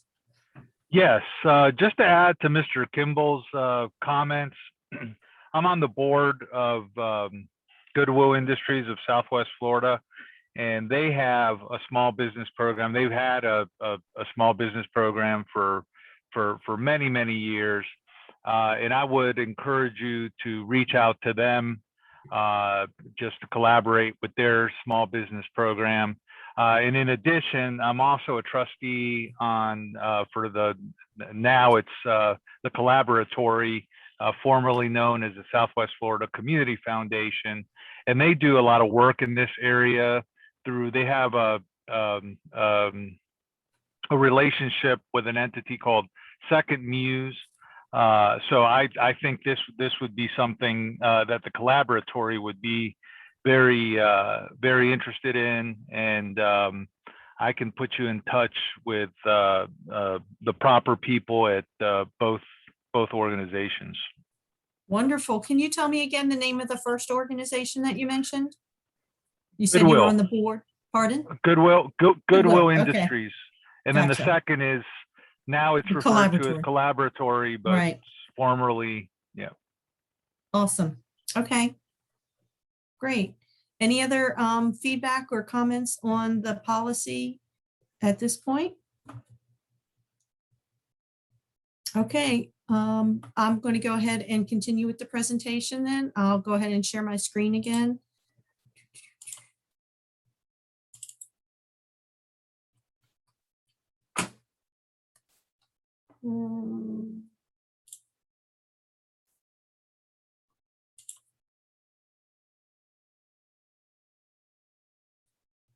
All right, and that takes, oops, my next question was specifically if everyone's had an opportunity to review that, if there was any feedback on improving it. So I don't see any other hands raised. Juan, I still see yours is raised. Is that an additional comment or you're good to go? Okay. No, I'm sorry. I'll No worries. I'll lower the hand. All right. All right. So moving on. So what's it going to take to implement this program? So the first part is community engagement. We're going to advisory committees like this. We're going to reach out to additional community members as the 4 that you have suggested today. So thank you very much for those recommendations. And then this will come before the board, the policy will, for adoption. And then the board would appoint, I assume we would follow the tradition of what the district has done for all of our other programs, which would be, there would be a board appointed committee to develop administrative procedures.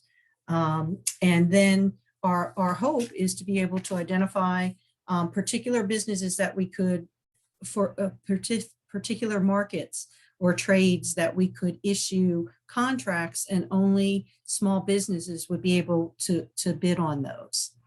And then we would, of course, like to, as we're building large schools and so forth, and a small business wouldn't win a contract to build a large school, but we are have already been putting in our contracts and will continue to add to our contracts with our large construction manager for specific subcontracting goals, and a requirement for them to report on what percentage of small businesses their subcontracting work goes to. Additional actions that we're going to be taking.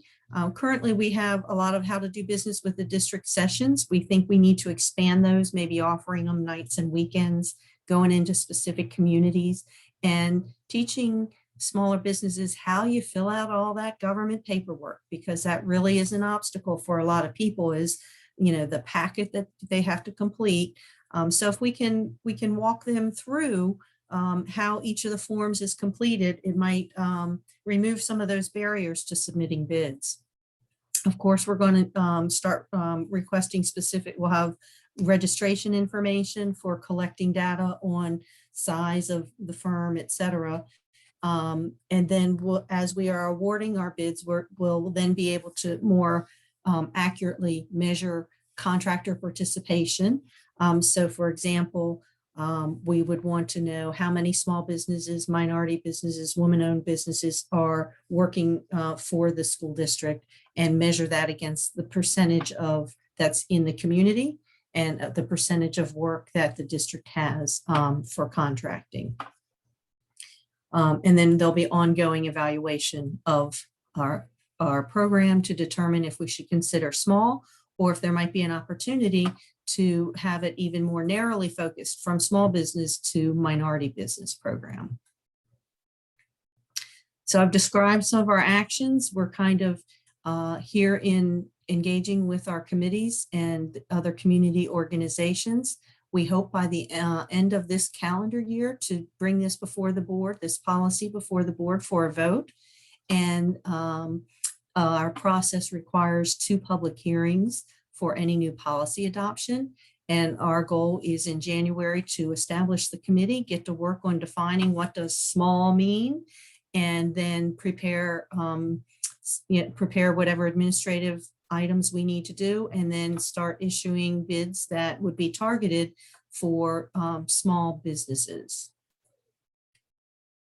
So this is another opportunity for us to engage.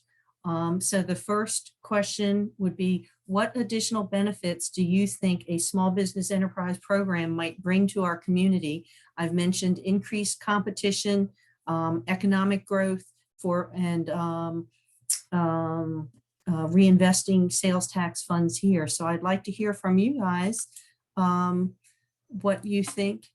Oh, Mike Love, I see that. Thank you in the chat room. I'd like to hear from you. So can some of you share what you think the value that this might bring so that we can use your thoughts to move this forward as we go out to the community with this program?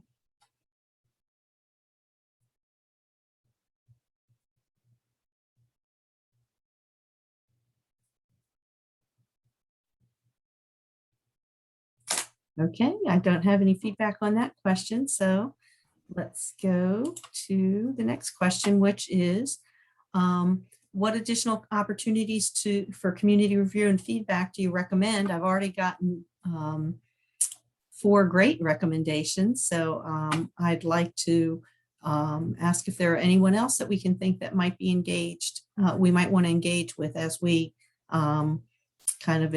develop this program. All right, kind of quiet. So with that, I wanted to know if there are any other questions that you might have about the incentives or the value that this program could bring to our community, or anything else that you think would be of value as we move forward with this. And Susan, this is Christopher. I also wanted to just clarify, you mentioned that there will be some community opportunities as well. If any of the committee members following tonight's meeting have additional feedback that may arise or questions that may arise, do you have a time period where you'd like to receive any additional information? Great question. We'd like to receive the information within the next 2 weeks. Thank you. See, Dr. Dianu, I see your hand raised. Yeah, Susan, I hope you understand that silence does not mean that we are not interested. This is very, very important. It's long overdue. But what I wanted to comment is that what you're doing is great. But for each section, if you can consider there are a lot of minority people, let's say it's construction, there are a lot of great people there for each segment. It may not just be the ones that we talked about, but for each part of the small business, there's some great, great resources there, and we can recommend them as we move on. Wonderful. And we completely agree with that. And I will share with you, one of the things that I started back in, I think it was 2012, is obtained the Lee County Minority Business Registration and the State of Florida Minority Business Registration. And before we issue bids, we review that list and we contact the firms who are registered and apprise them of, this bid will be coming out. Here's the website, and you can call us if you have any questions. That was a good move, but we think that there needs to be more help in understanding how to submit a successful bid. What does bonding mean? What's the threshold for a project where a bond would be required? Interestingly enough, I shared this presentation with the Construction Advisory Committee a couple weeks ago, and they had a ton of input on the different trades and how it could be tracked, and how they recommended where we would advertise and how could we submit forms in our packet so that they could use those forms when the small businesses join with them. So if it doesn't strike you right now and something comes up later, we're all ears. And the other thing is, we are looking for members to participate. We're looking for community members to participate on the committee. So if you're interested in being on the Small Business Enterprise Program Committee, or if you know someone who might be interested, if you could share that information with Mr. Edie, that would be awesome. Okay, any other questions? All right, well, thank you very much for allowing me to share this with you. And please continue to share this information with your colleagues so that people know that this initiative is going on. So if they'd like to reach out, we'd like to hear from them. Thank you for inviting me. Thank you so much for your time today. Sorry, I didn't mean to interrupt, Dr. Desmond. Have any final comments, please? That's okay. No, I just said thank you for your time today. Very much appreciated. We appreciate you all and providing information. And additionally, as I mentioned, if there's additional questions, comments, or concerns that we may have, that we can submit those, but please be mindful of the time constraints within the next 2 weeks. I'll ask the committee for that. Moving through our next agenda item, as previously discussed, there is amendment to the agenda today to have a discussion related to our correspondence for our Guatemalan students. Just a reminder to the committee as well, there was a memo that was provided dated October 8th from the School Board of Lee County discussing this topic area as well. But at this time, I would like to open the floor for discussion related to this agenda item. Mr. Chairman, because can I open it up because I moved the motion? Yes, Dr. Dino. Thank you very much, Mr. Chairman. This has been an item that has been very dear to me since I started reading about it and seeing the emails that came in. I just want to state this. As a professional teacher, educator, the essence of teaching is for every child to feel secure and to feel wanted. You cannot leash out any child who does not feel wanted in your classroom. I tell you, if the word that was spoken by Chris Patrica was spoken by a teacher or by a school principal, they should be out. They have no business. But now it even comes much higher than that. As it was mentioned earlier today, we have a very large number of Hispanic students. And that was not just directed to Guatemalan students, it affected every single child. It's very insensitive. It is actually an abuse of power. Leadership demand that we take the courage that we have been talking about. I think the board said something, there's some kind of apology there, but the point is we need to take every action. I've heard over and over again that this is not the first time this particular board member has had these insensitive statements. It's heartless. It's heartless. It's painful. And what I'm trying to say is we need to recommend to the board further action. I don't know what that action is. If it takes the governor, it was recommended here, but I want to commend the members of the public who came here to talk about it. They recommended some things like it can be censored. Censure is very important. Recommending to the board. Even telling that board member, it's a time to get out for the sake of the children. I have no choice. I will make a motion for that, for all of them. But I want to say this is very painful and representing any child, anywhere, minority, majority, it is wrong, it's abuse of power, it's insensitive. It's not a world-class school district that can do that. And this is not what we start for. We should be courageous enough to speak the truth for the sake of the children. Thank you. Thank you, Dr. Dianui. And I'll be making a motion later on, by the way. Mr. Kimball, see your hand raised as well. I didn't mean to raise my hand. I would just put the thumb up to support what Peter said.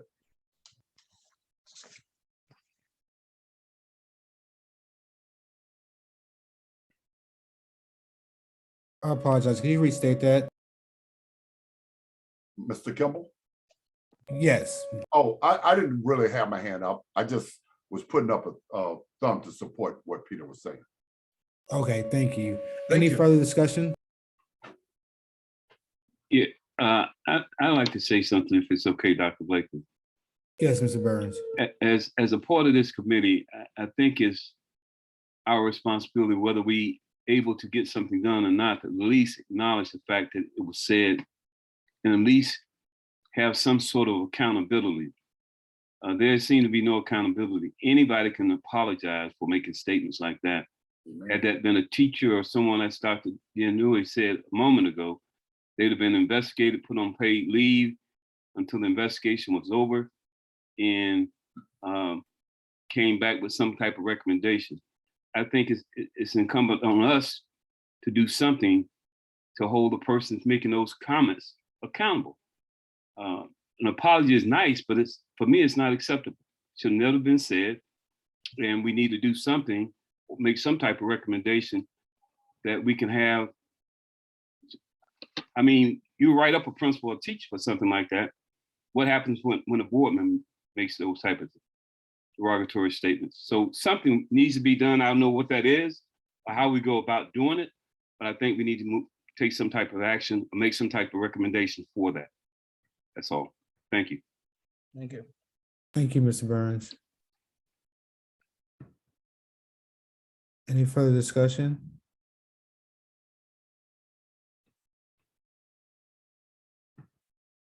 Yes. See your hand raised. Hi, so if we decide to censure, we would have to, somebody would have to put that on the table, right? Yeah. That's correct. Okay, so I would officially like to motion for that then, because I agree. I think we need to do something. If we do nothing, it's just unconscionable at this point. And I too feel like we have a real obligation to listen to people in the community who feel the exact same way, and we have to protect the kids. That's why we're here. Okay. I have Mr. Campbell, and then I'll come back. Let me clarify that that was I agree with, we need to do something if it's nothing but vote or no confidence. If we do nothing but vote no confidence, to make it very clear that we're not satisfied with that behavior. Okay. I see Juan, you had your hand up.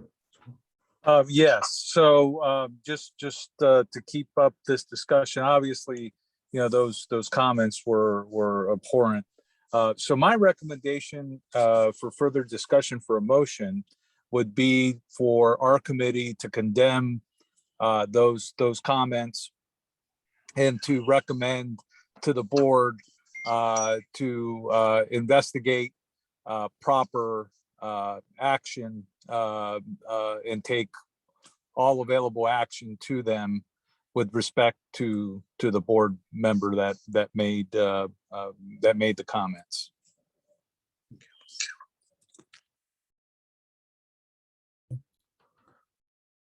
Gloria, I see your hand.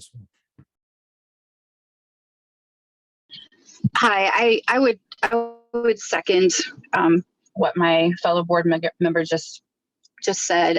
It is our responsibility. I think that, even if our board is one of advisory only, and we don't have necessarily that mandating power, as Dr. Rodriguez mentioned at the beginning of our meeting when he was speaking during public comment, which I think is something that should be considered. I agree with him that the day and age in which boards like this do not have a little more authority and a little more influence as it relates to equity and diversity issues is long gone. But that's for another day, I'm sure. But I agree. I think that the comments were abhorrent. I was actually very shocked to hear a board member say something like that. And I concur that we should move forward with. I'm also very shocked. I don't know anything about the school being built in Estero and the data that allegedly exists regarding the overcrowding in our eastern schools and Estero not having the same sense of need as it relates to space. Those are very concerning comments that were made by one of our constituents. And I do think that, the fact that we've heard that, we can't unhear it. And really it's our role to be fighting for equity and diversity for our school system. And so I would agree that we should look into those comments further. And if that means, requesting that an investigation be launched, I think we should do so. And I completely concur that we should consider, I would be supportive of either this no confidence and or us saying that we condemn those statements. Thank you, Gloria. What I'm hearing, and just want to clarify, I'm hearing that there are discussions from the committee to condemn the statements from the board member related to the Guatemalan students and recommend to the board to take every possible action to hold accountable, not to be limited to a vote of no confidence and an official investigation. I just want to clarify that statements are being made. That's correct. Okay. All right, is there an official motion on the floor? Yeah, I think a motion had been made earlier on, and we don't need to ignore that motion, but I wanted to make another motion in the same respect. Can we clarify the motion? Is that the motion stated as I just read? Yes. Mr. Benedek is making the motion. And the Yes. motion stated is to condemn the statements from board member Patricia for the statements towards Guatemalan students and recommend to the board to take every possible action to hold accountable, not to be limited to a vote of no confidence in the official investigation. Is there a second? Yes, I'd like to second that. Mr. Blakely, yeah.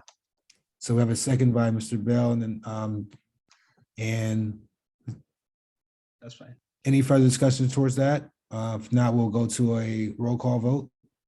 Dr. Blakely, I wanted to clarify once again, that initial motion was made by Mr. Bendick. Correct, yes. And seconded. Seconded by Mr. Bell. Correct. Thank you.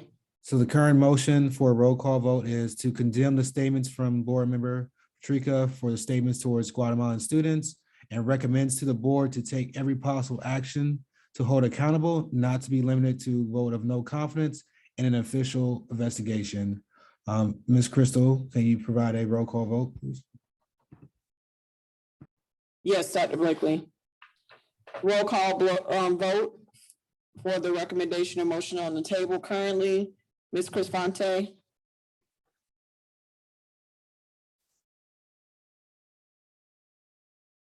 Ms. Chris Fonte.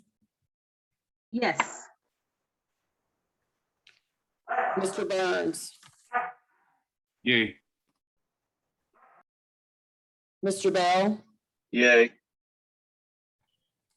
Dr. Blakely. Yay. Dr. Hatham. Ms. Graham. Yay. Ms. Marth. Ms. House. Yes. Ms. Purdue. Yay. Mr. Kimball. Yes. Dr. Day-Nui. Yes. Mr. Bendick. Yes. And Ms. Burrell. Yay. Dr. Blakely, your motion carries with no objections. Thank you. Can I make a second motion? Dr. Neal, yes. Thank you very much, Mr. Chairman. I would like to make a motion that Edac requests Ms. Patricia, in view of her statements, to consider resigning from the board.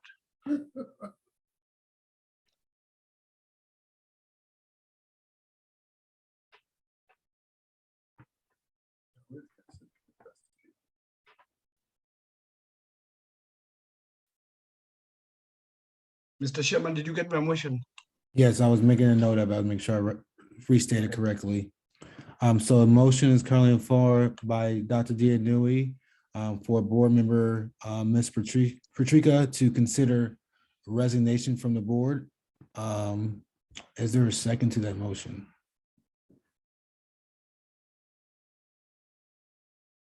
Yes.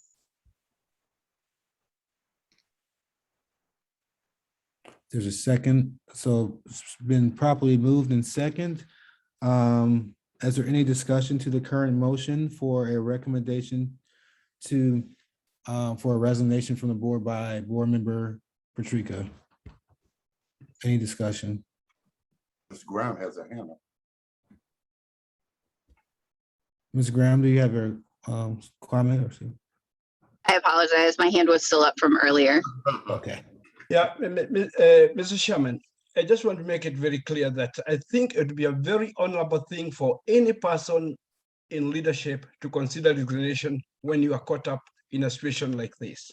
It's an honorable thing to do. We are asking Ms. Patricia, this needs to be considered carefully. So the current motion is on the board, properly moved and second. Any further discussion?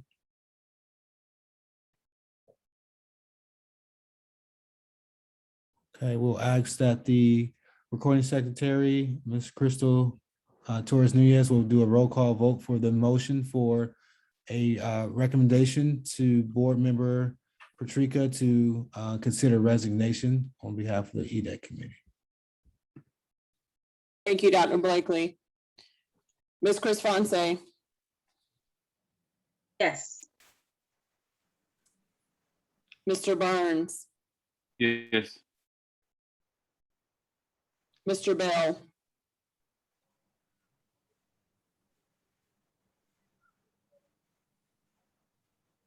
Yeah. Dr. Blakely, Yay. Dr. Hatham,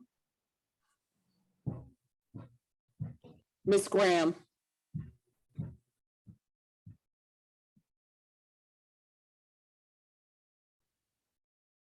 Ms. Graham,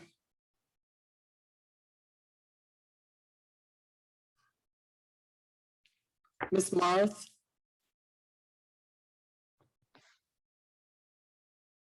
Ms. House, Yes.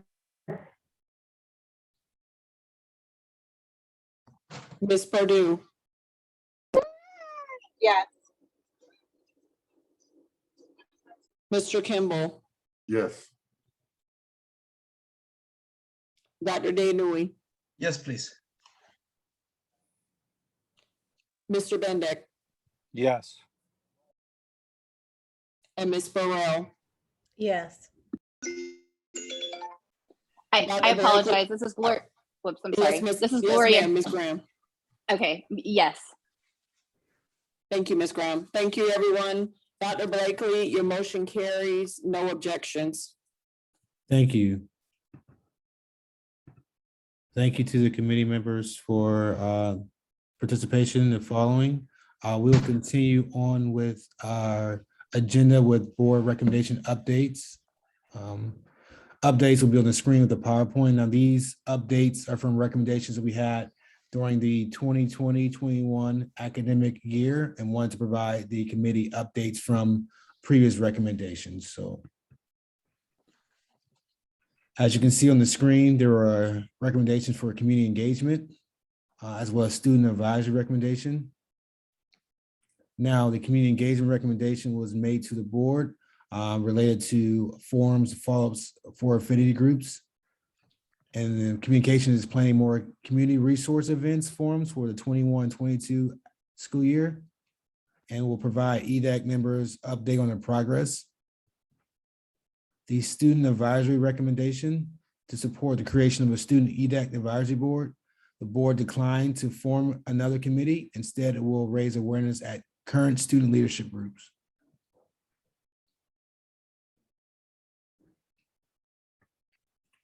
At this time, we will provide an update from the board liaison, board member Betsy Vaughn. Ms. Vaughn.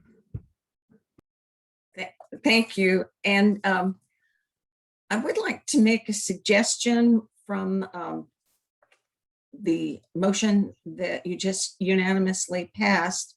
The first part of it was to, and I don't remember what word, it wasn't censor. It was what, to condemn the remarks or what? It was to condemn, that's correct. To condemn, oh, okay. Probably the best thing, so when we did this on the board, and I'm gonna hit two things at once here. When I first heard the comments, when I first became aware of the comments, I sent an email and copied my fellow board members and made a statement that this was not all board members were in agreement with what Ms. Patrica said. And then after that, a day later, there was a comment, it was very apparent that there were,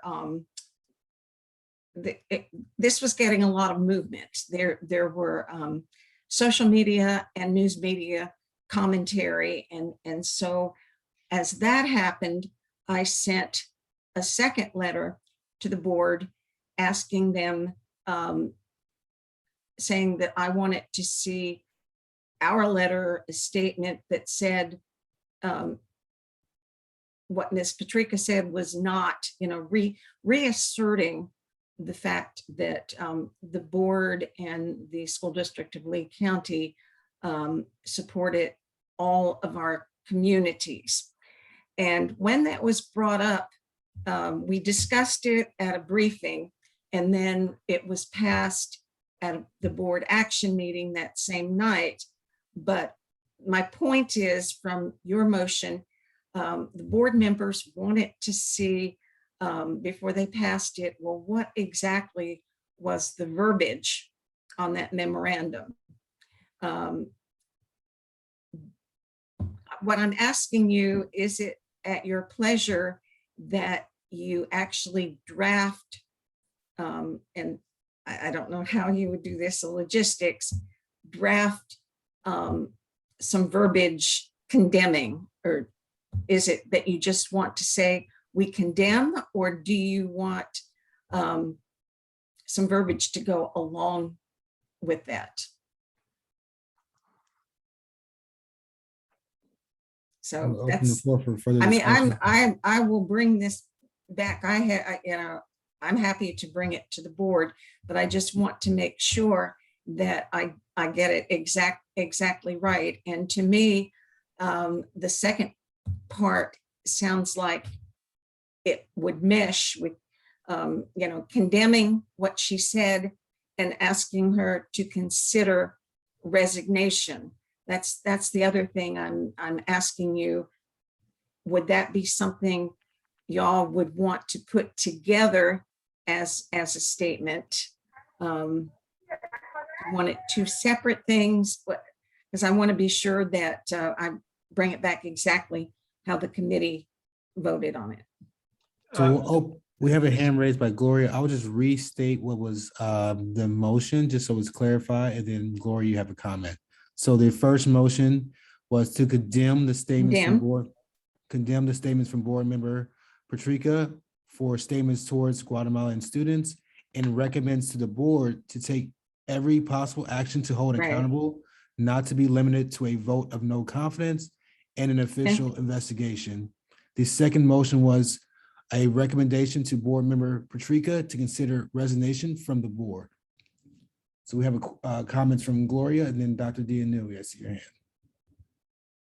So I do, hi, this is Gloria. So I do think that our recommendation as it relates, or our motion as it relates to condemning and to resignation are not what we're asking the board to do. I think those are the things that our committee does plan to draft some sort of correspondence stating.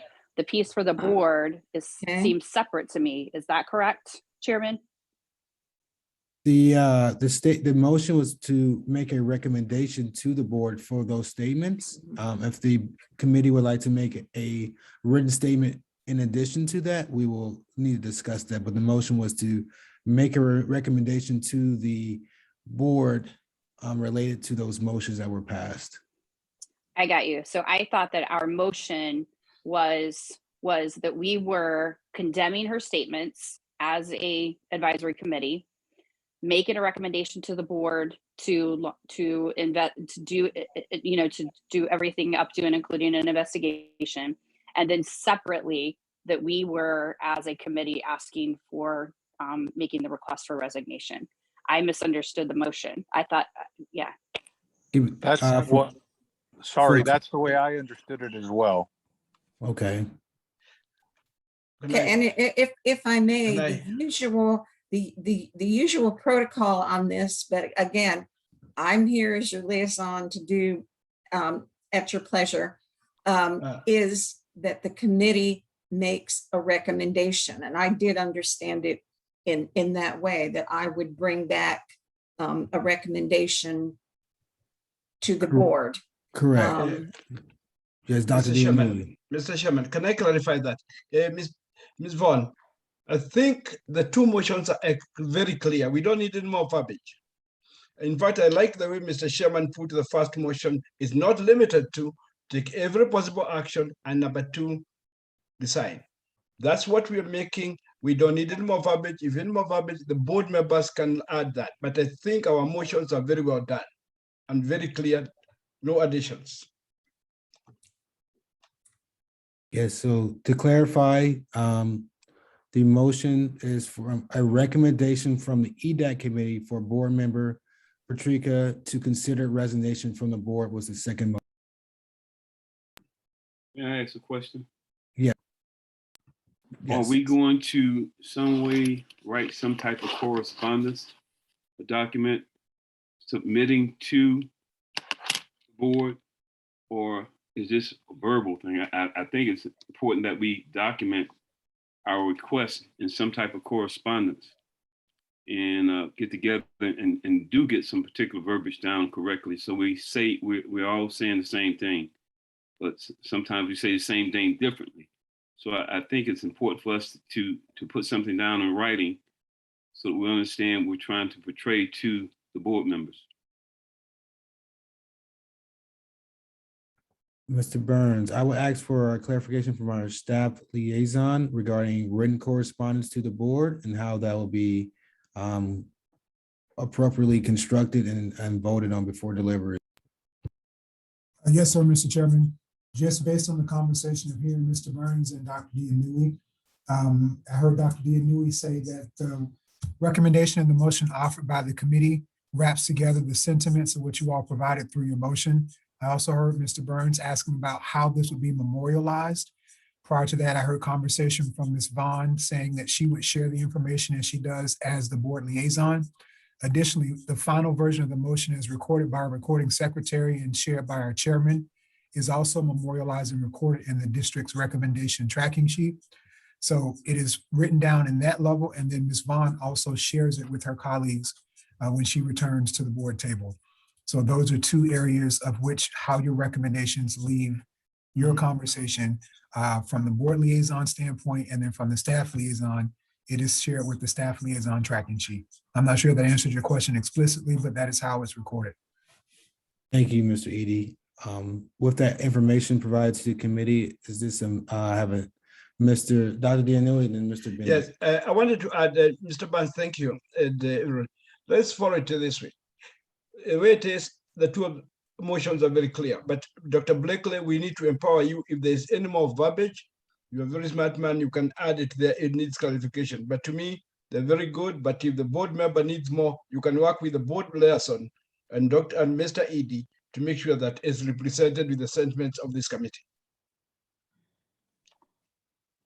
Dr. Dianui, thank you. Mr. Bennett. And if I may, to clarify, I don't need more verbiage. I'm hearing a couple different things, and I was just wondering if that was your intent, or you just want me to word for word bring forth the motions. Yes. Again, I'm willing to do whatever Yes. it is your pleasure. We want you to follow the motion. The motions the way they are, Ms. Vaughn. Yes. Yes. Index hand. Yeah. Yes, I just wanted to say that I agree completely with Dr. Dianui. I think the motions are sufficient, and that's what should be conveyed to the board. Right. Thank you. Thank you. I will turn back to Ms. Vaughn. I will do that, and I'm going to ask Ms. Crystal to send me, I'm pretty sure I know it, but word for word, if you would, to send me those two motions word for word so that I get it exactly the way this committee said it. Yes, So, Mr. ma'am. Chairman, the only thing I would like to request Ms. Vaughn is in our next meeting, we'd really like a feedback from each of these motions. What action has been taken? Ms. Vaughn, I will document those in the board recommendation chart, as well as send the verbiage to you. Great, thank you. Does that, our next meeting is a workshop. Would you prefer that I bring it forward when the board can actually take an action vote at our next action meeting? That's what I'm assuming you would like me to do. Yes, please. Okay, that's what I didn't want to just assume. I just want to cover a couple other points. One thing that I know everybody on this committee and actually throughout the whole county should be interested in is the redistricting that's going to be taking place. And I think the best thing we are going to, we actually on the 5th, and Mr. Edac can add a little bit to this in a minute because he was actually on the panel. We had a presentation on October 5th. And so if you didn't watch it, if you just Google October 5th Lee County Schools briefing, lots and lots of questions were asked. We were shown 5 different maps. And I'm going to ask Mr. Edac, has the 6th map been shared with us, or is it out there online? Do you know? I haven't looked. No, ma'am, Ms. Vaughn, I have not been made aware of it. And to your earlier point, the link to the video recording of the 5th briefing was provided to all of the advisory committee members, as well as the verbiage connected to the district's website. That's right. I had forgotten that, and we're still doing a presentation follow-up. Our next Edac meeting, is that true? Yes, ma'am. Okay, so that's something to look ahead at, but if you will, in the interim, if you haven't already looked at that briefing and studied the maps, and again, there were 5 maps presented, but NAACP had a map that they had worked out, and that wasn't online yet, but it may be online at this point. You may also be interested in following this from the county commissioners. The thing that we are looking at as a board is that in the past, we have followed the lines that the county commissioners establish. But we really, having gone back in, 2016 to 7 members and going to single district for 5 of those 7 and 2 at large, we really have a whole very different voting scenario. And so, I'm an at-large member, so it doesn't matter to myself, or District 7 is Kathleen Morgan, but should those lines be changed, it may make a whole different scenario for certain board members. And anyway, I think it's something that all of you would be very interested in following. We touched a little bit on superintendent search. Our next workshop is October 14th at 10 a.m. And this is a workshop where we will be meeting with our national board, Ray and Associate, our national search associates, and we are going to finalize the superintendent profile for the flyer that they are developing for us, and also for the terms, the search terms, as we put out the actual ad for superintendent. Just a reminder that these came from surveys that were done. I don't recall if the final number was published for the surveys, but I know there was a very good community response to the surveys. Also, the various forums that were held.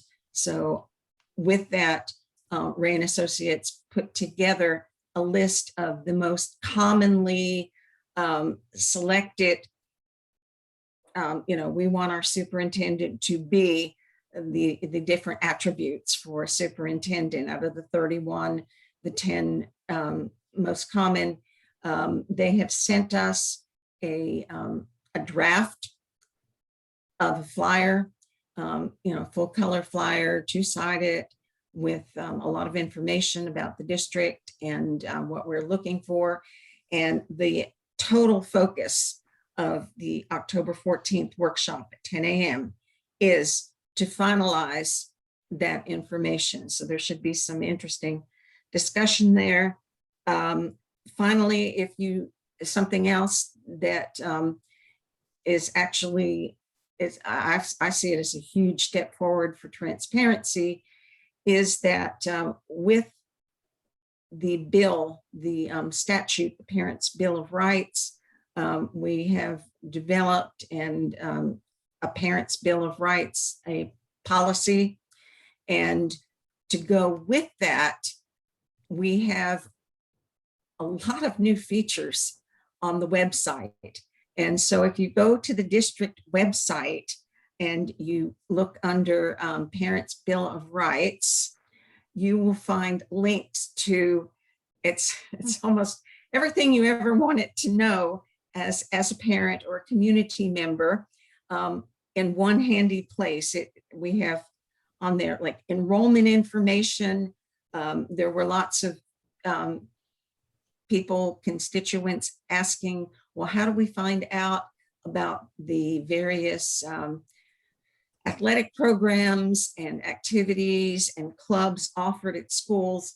And so every single one of the schools is listed with a link to their website, and you can find that. Opt-out forms, student code of conduct, way too many for me to list. But if you haven't checked that out, I think it really is, it's pretty amazing to have all of those things in one place. And I think it's going to be beneficial to the community in that, well, we've all been there we know what we want to find, and sometimes we have to work a little bit too hard in finding it. I think this will really go a long way in relieving all of that frustration. So those are the key points that I wanted to highlight. Did anybody have any questions for me? No, we're getting quite late, but anything that I didn't touch on? Well, Betsy, you touched on one thing that I'd like to request with the county commission. I'm working with a group of leaderships with the redistricting. And one of the questions we have with the county is they gerrymandered the African-American community, and we need to change that. With the school board, it's a little different. You really can't follow the county because you don't want to be part of that. We want to be as equitable as possible, and you need to draw your own plans. But we've made a recommendation from the League of Women Voters, Audra Anderson, Jerry Ware, Ladova Kimball, who's past president of NAACP, work with the ACLU. We've asked the board, and we're asking you the same thing, to consider forming a community-based committee that make recommendations about the redistricting and involve more people. With the county, we're quite concerned. When they did this last time, they didn't consider us, and even the League of Women Voters went before. And I know this is down the road, but I think also we need to work on something else. We've not had any representation at county commission because of at-large election. And although we made changes in the school board to 5 single member, you need to be full single member and get rid of those 2 at-large positions. Okay, say that the 2 at-large positions for school board. I think those 2 at-large positions need to go. We need to be fully single member to give every district a chance to be represented by the district and not at large. The Civil Rights Act of 1965 shows that the at-large election process is discriminatory. And we see that right now in Lee County, why no minority has ever been elected to county commissioner, and they won't until they put it on the ballot and allow the voters a chance to choose. I've watched this county break up into little bit of cities because all over the county, Bonita Springs, the beach, everybody felt that the county was not addressing their needs, and Lehigh is having that problem now. So we need to be single member in our school board and in our county.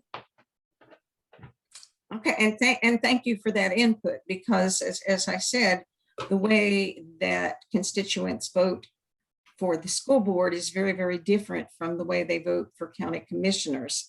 Not quite, we're under the gun in terms of time. December, Mr. Edie, do you remember the exact December 18th or what? the date that we have to have all of this decided? Yes, ma'am. Ultimately, it has to be completed by the end of this calendar year. But before we depart the meeting, I'll pull up the county's website, the board's website, so you can see the timeline and the Yeah, progression we of the were, current listings. there's that date and I don't have it written down and I don't remember it off the top of my head. But it seems to me it was right before Christmas break, maybe something like the 15th, the 18th of December, something like that. And I really think that those of you like Mr. Kimball and probably most of you who are very, very interested and engaged in this, it would be very helpful to watch that briefing, to listen to the different opinions, lots of different opinions coming from board members, and lots of questions asked. And the other thing is that Mrs. Dupree Bruno, our attorney, made it very clear that although you can't, how shall I say this, form the different zones by looking at racial makeup, all right, you can look at communities of interest. So it's kind of, she talked about two different laws, and it's really a fine line. So Mr. Kimball, I'm sure you've looked at that very, very closely. And it's really, it's interesting with as many maps as we have now, and then a sixth one coming in. And of course, we still have to keep the balance of, you can't have one area with 150,000 people and another one with 87,000 people. And we have to keep within a certain percentage, a very small percentage, the same number of people.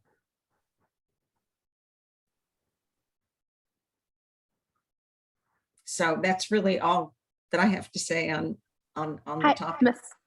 Hi, Ms. Vaughn. I have just a quick comment on a separate topic.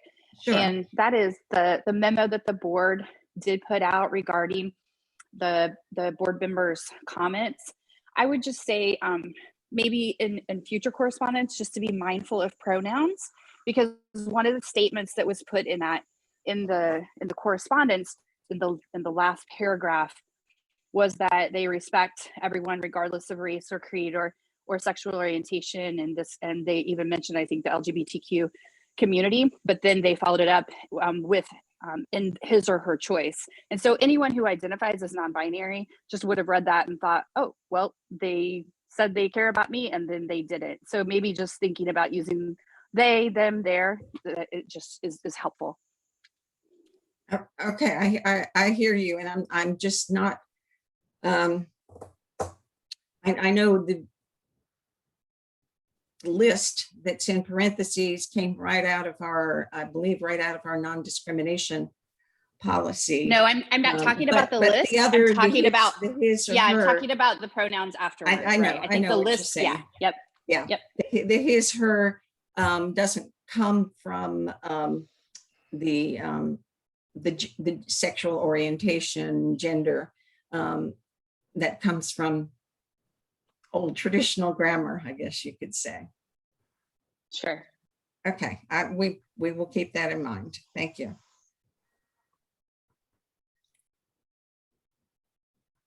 I've completed what I need to say, unless there's something else that you all need from me, but I will deliver the message from this committee word Thank you, for Ms. word. Vaughn.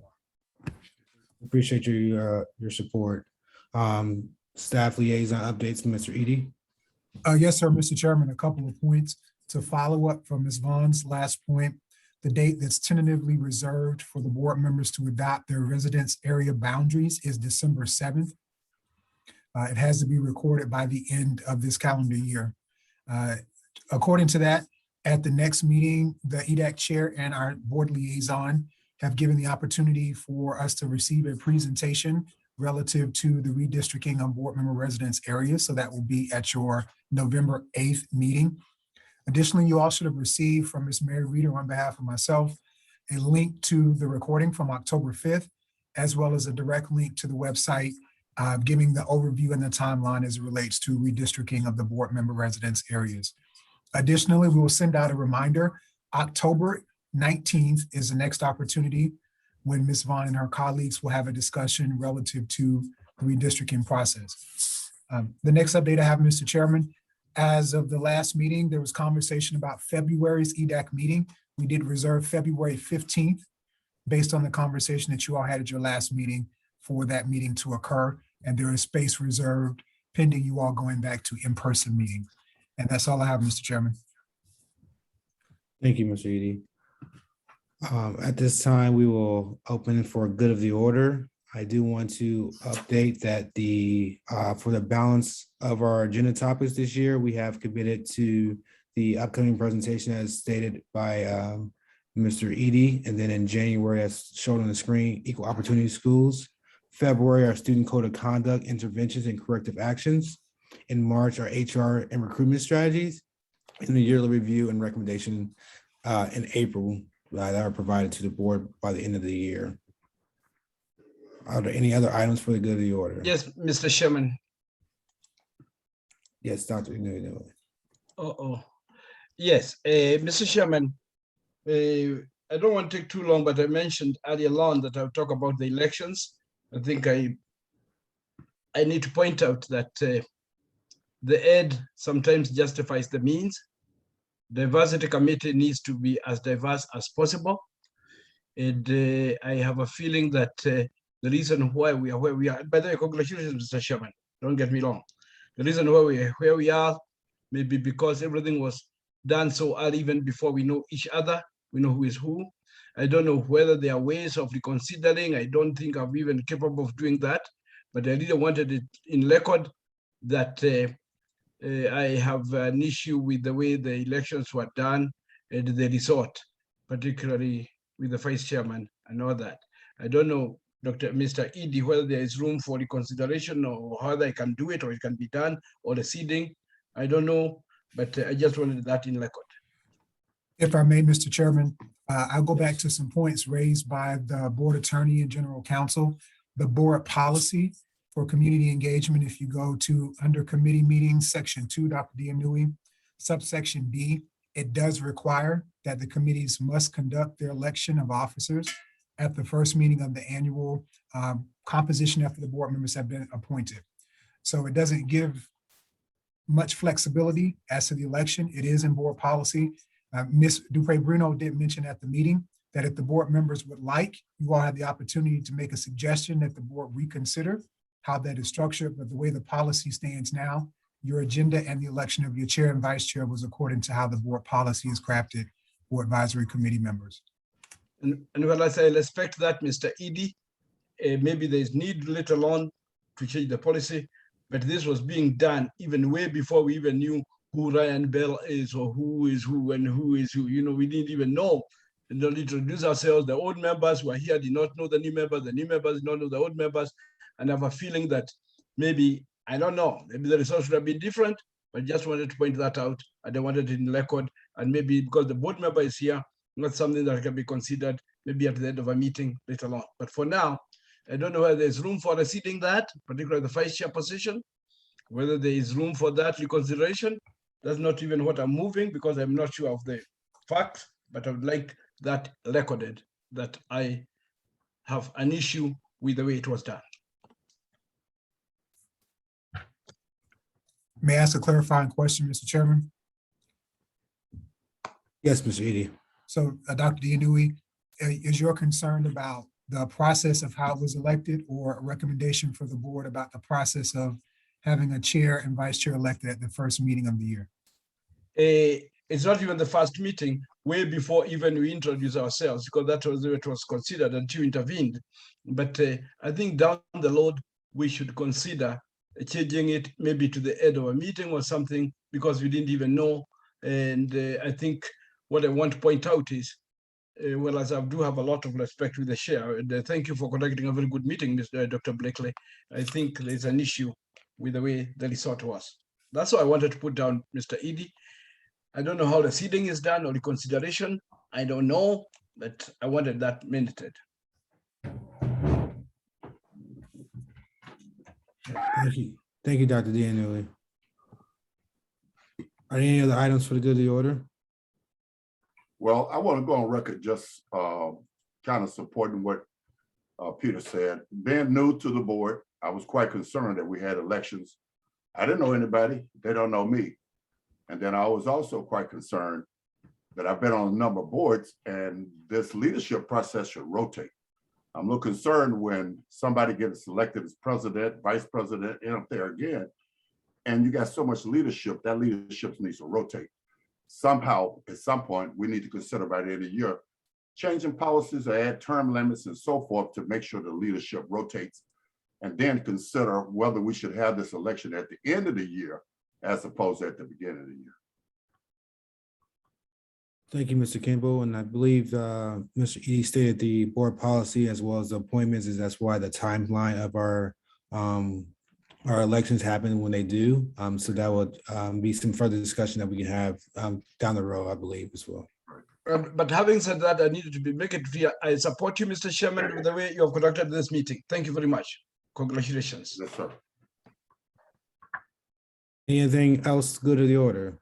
Last thing I want to say, I want to go on record in supporting some of the people earlier who complained about where schools are put and supporting certain ends of the community. Green Giddens have been very heavy trying to deal with this thing with these portables. And we talk about Lehigh, but look at the Alba community that has not had a high school and needs one in that area that's close proximity to Lehigh.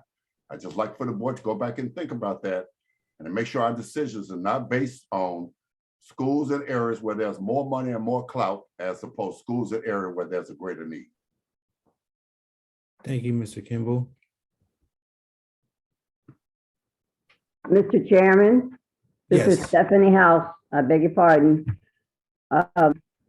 I just want for clarification. Ms. Vaughn she's just a liaison and she is just taking recommendations that we're making back to the board. And they're only maybe possibly enacting based upon our recommendations.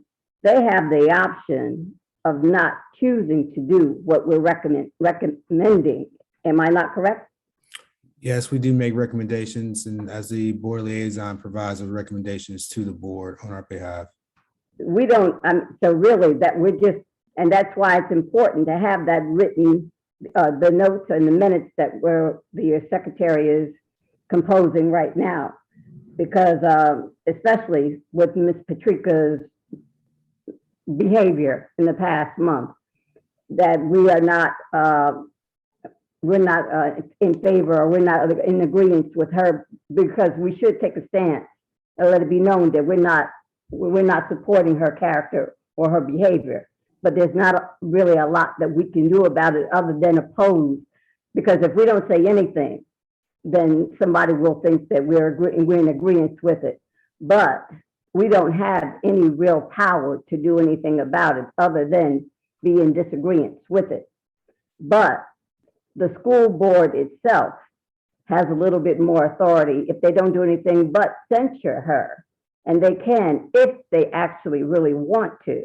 There is something they can do, but we need to at least make that recommendation. But that's what the liaison is there for. Am I correct? That's correct. We are advisory committee to the school board, correct? And that's why we need it in writing to present to our liaison. Again, am I correct? That is correct. Thank you. And can I say something? May I say something? Yes. I will, Miss Crystal is sending me the exact wording, word for word. And it was the pleasure of this committee for me to convey that word for word, not add any verbiage as a recommendation for this committee. And that's what I intend to do, exactly what you Exactly, asked me to do. verbatim. You don't have to add to it. You don't have to take away from it. I'm sure they'll understand exactly what the committee wants, what the committee recommended, and it's up to them to follow up. You don't have to do anything. You don't even have to say it. All you have to do is make photocopies and they'll understand exactly what was said here tonight. I will absolutely be saying it. So. Thanks. Well, Okay. hey. I have a question for you. Sorry. Can I add something there on that same item? Can I request that in our next meeting, this is a substantive item of the agenda, please? Because I don't think it will add now, because the feedback. We'll review that with our board liaison for the agenda items for the next meeting. Mr. Burns, you had a question? Yeah, I had a question. Would that statement be read into the minutes at the next board meeting? That was my question, my concern. Would the recommendations be read into the minutes at the next board meeting from the Edac committee? For Ms. Vaughn? I don't know, honestly, I don't know the answer to that. Mr. Edie, can you help out with that? I don't think so. I mean, it'll be said out loud and it will be, Well, if it's at a public meeting, it'll be recorded in the minutes of the, oh, most definitely it will. Okay. Okay, thank you. I'd put it as an item in the next agenda, please, Mr. Chairman. Okay, thank you. Thank you all for your comments and your feedbacks this evening. If nothing else, good of the order. Is there a motion to adjourn? So moved.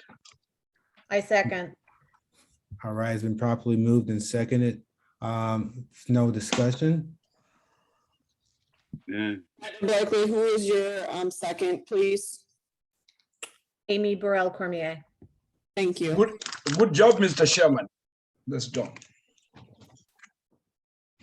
All right, so for the purposes of recording, we do have to take a vote for this. So if you unmute your mic on the roll call, Ms. Crystal Torres Nunez will call. Mr. Chairman, Yes, sir.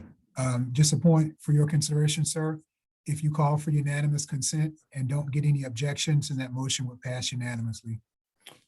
So the motion for unanimous consent, if there's no discussions or objections, hearing seen none, the motion will pass by unanimous consent. Beautiful. Good job. All right, thank you all. Have a good evening. Thank you. Good evening. Good night. Everybody. Good evening. We had a great meeting.